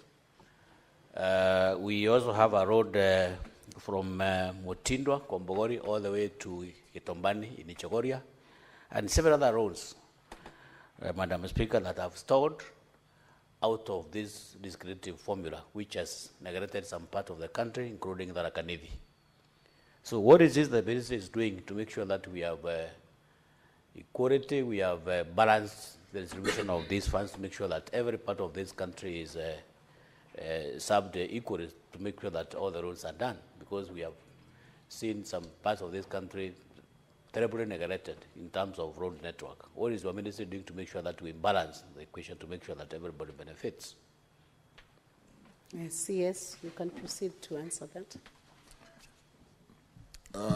I think, let me respond again, and thank you for the supplementary question, Honorable Speaker, Senator.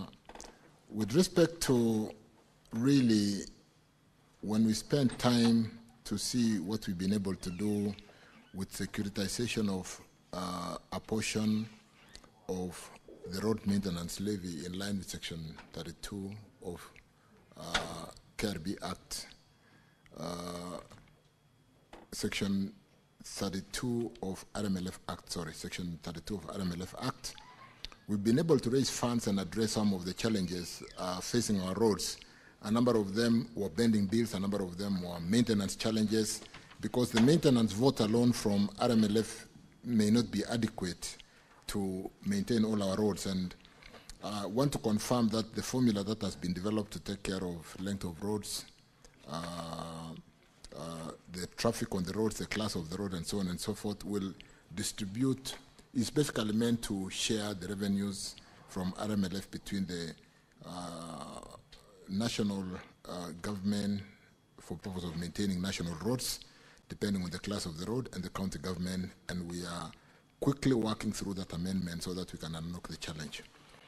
But like I said, that securitization has unlocked a lot of challenges and given us a liquidity to address some of the challenge roads like Chakarika, Marimanti, Katunga, the 36-kilometer road, which is in a bit of a state of disrepair. And I want to confirm to the Senator that this road has received attention, and in this financial year, we'll start recarpeting that road. Among us, the many other projects within that county of Tharaka-Nithi that is receiving attention, like all the other counties in Kenya. And so I can confirm that Chakarika, Marimanti, Katunga, 36 kilometers will be recarpeted this financial year. I thank you. Thank you, CS. Senator George Bugwa.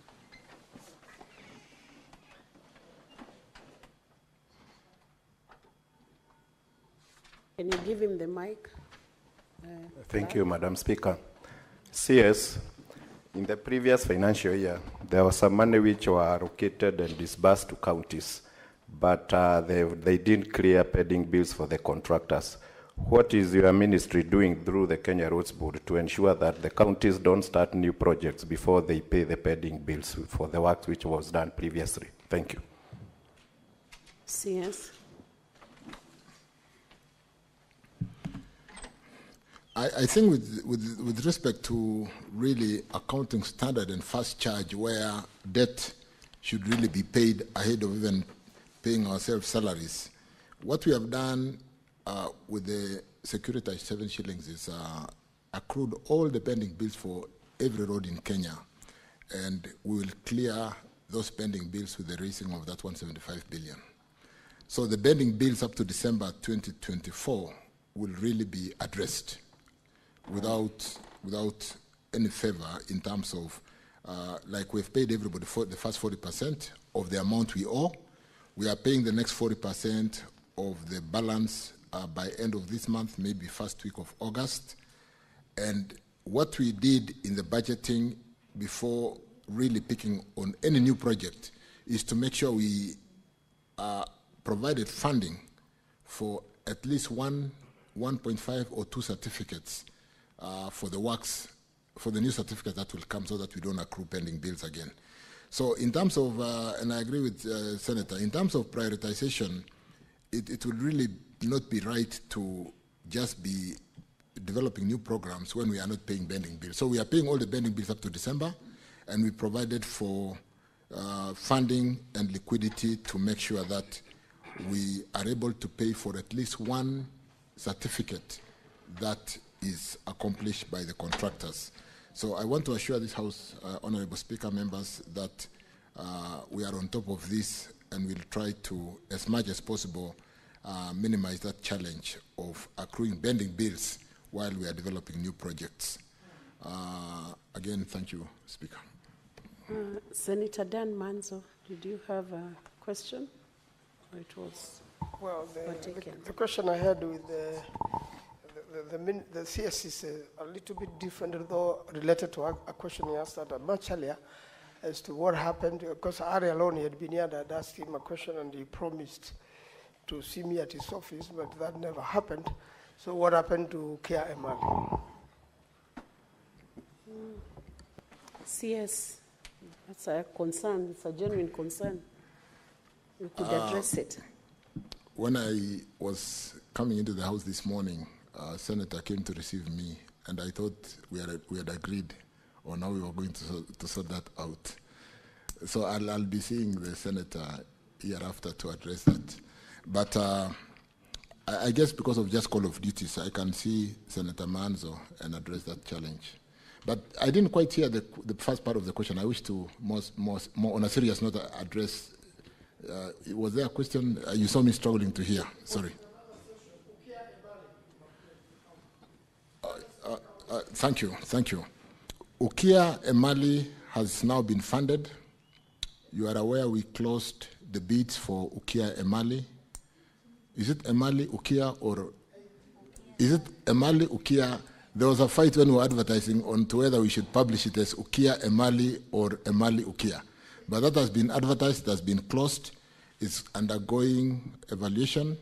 We have funded in the current financial year to be able to have mobilization and funds for the first milestone. And Ukia Emali will start in due course. I thank you. So, Honorable CS, I want to thank you on behalf of the House for the questions you have responded. Senator Bass, you had a question? Yes. You don't appear on the dashboard, but you can proceed and ask the question now that we have a few minutes. Thank you, Madam Speaker. Madam Speaker, I want to first thank the Minister. I think it's been a long day for him. Honorable CS, my question is about the northern road. The road that goes from Selo to Mandera. I want to thank the President for standing firm to see that that road is actually on progress. Actually, it's progressing. However, there are some challenges, especially delay of payments. Some sections have started, some sections have not started. But however, the other one has been, the one for Samatar Wajir has been already been advertised. I saw it yesterday. But the 2 sections that were under annuity, that is Modogash, Samatara, and Rambo Mandara. What is the position of the annuity? Because the last time the president has promised that the Kenya is going to take over, or the government is going to take over, to assure that this road is done completely and not in patches. Thank you so much. Senator Abbas, that's a road that is notoriously known in Kenya, especially in the social media. The road that has brought a lot of interest, actually. That has brought a lot of attention. A lot of interest, yeah. And it's become popular, actually. You could speak into it.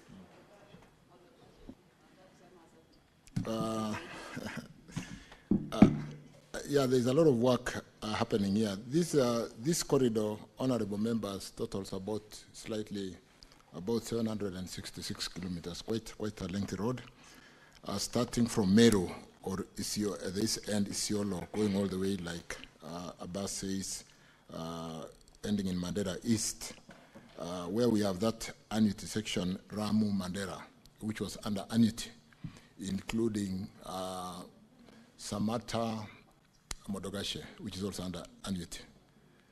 I will have a meeting this afternoon. We are moving from annuity, we are finalizing annuity, moving from annuity to EPC. We have done one road from annuity to EPC, the one in Taita Taveta. And then we have, we just basically cutting and pasting what we did for Taveta, illicit Njukini. And so the movement, we had a challenge between the two contractors of this road, a company which had a local component, and we have resolved that challenge.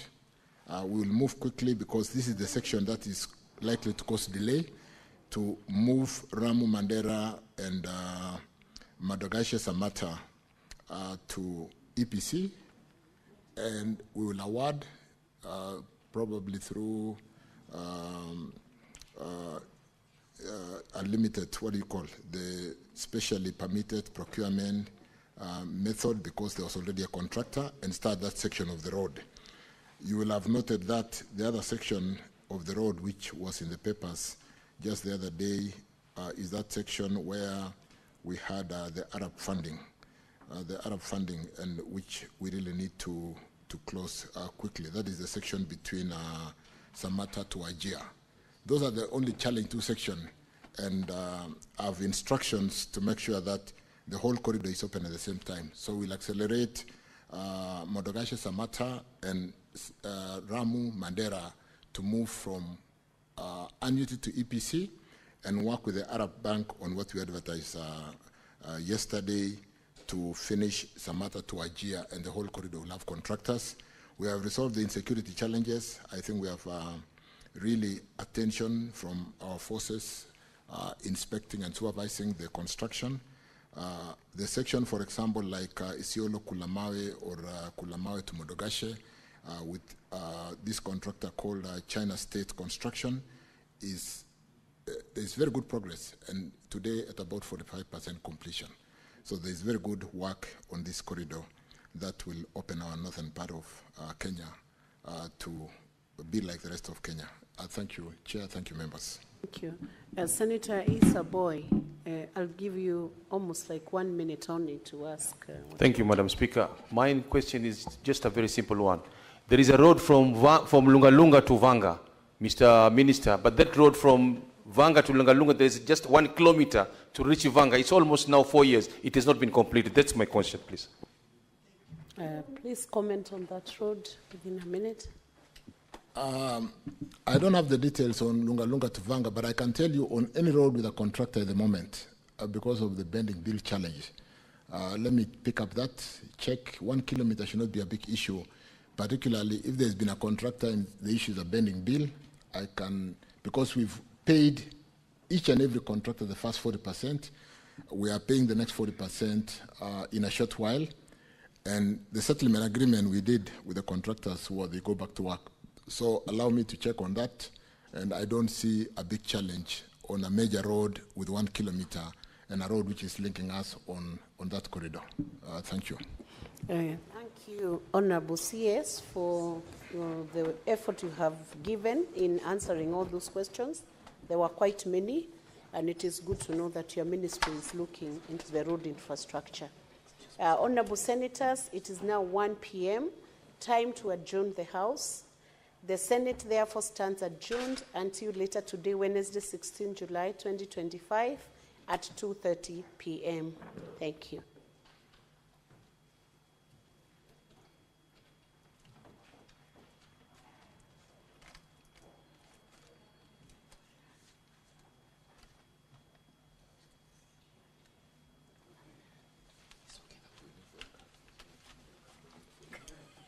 Joyce.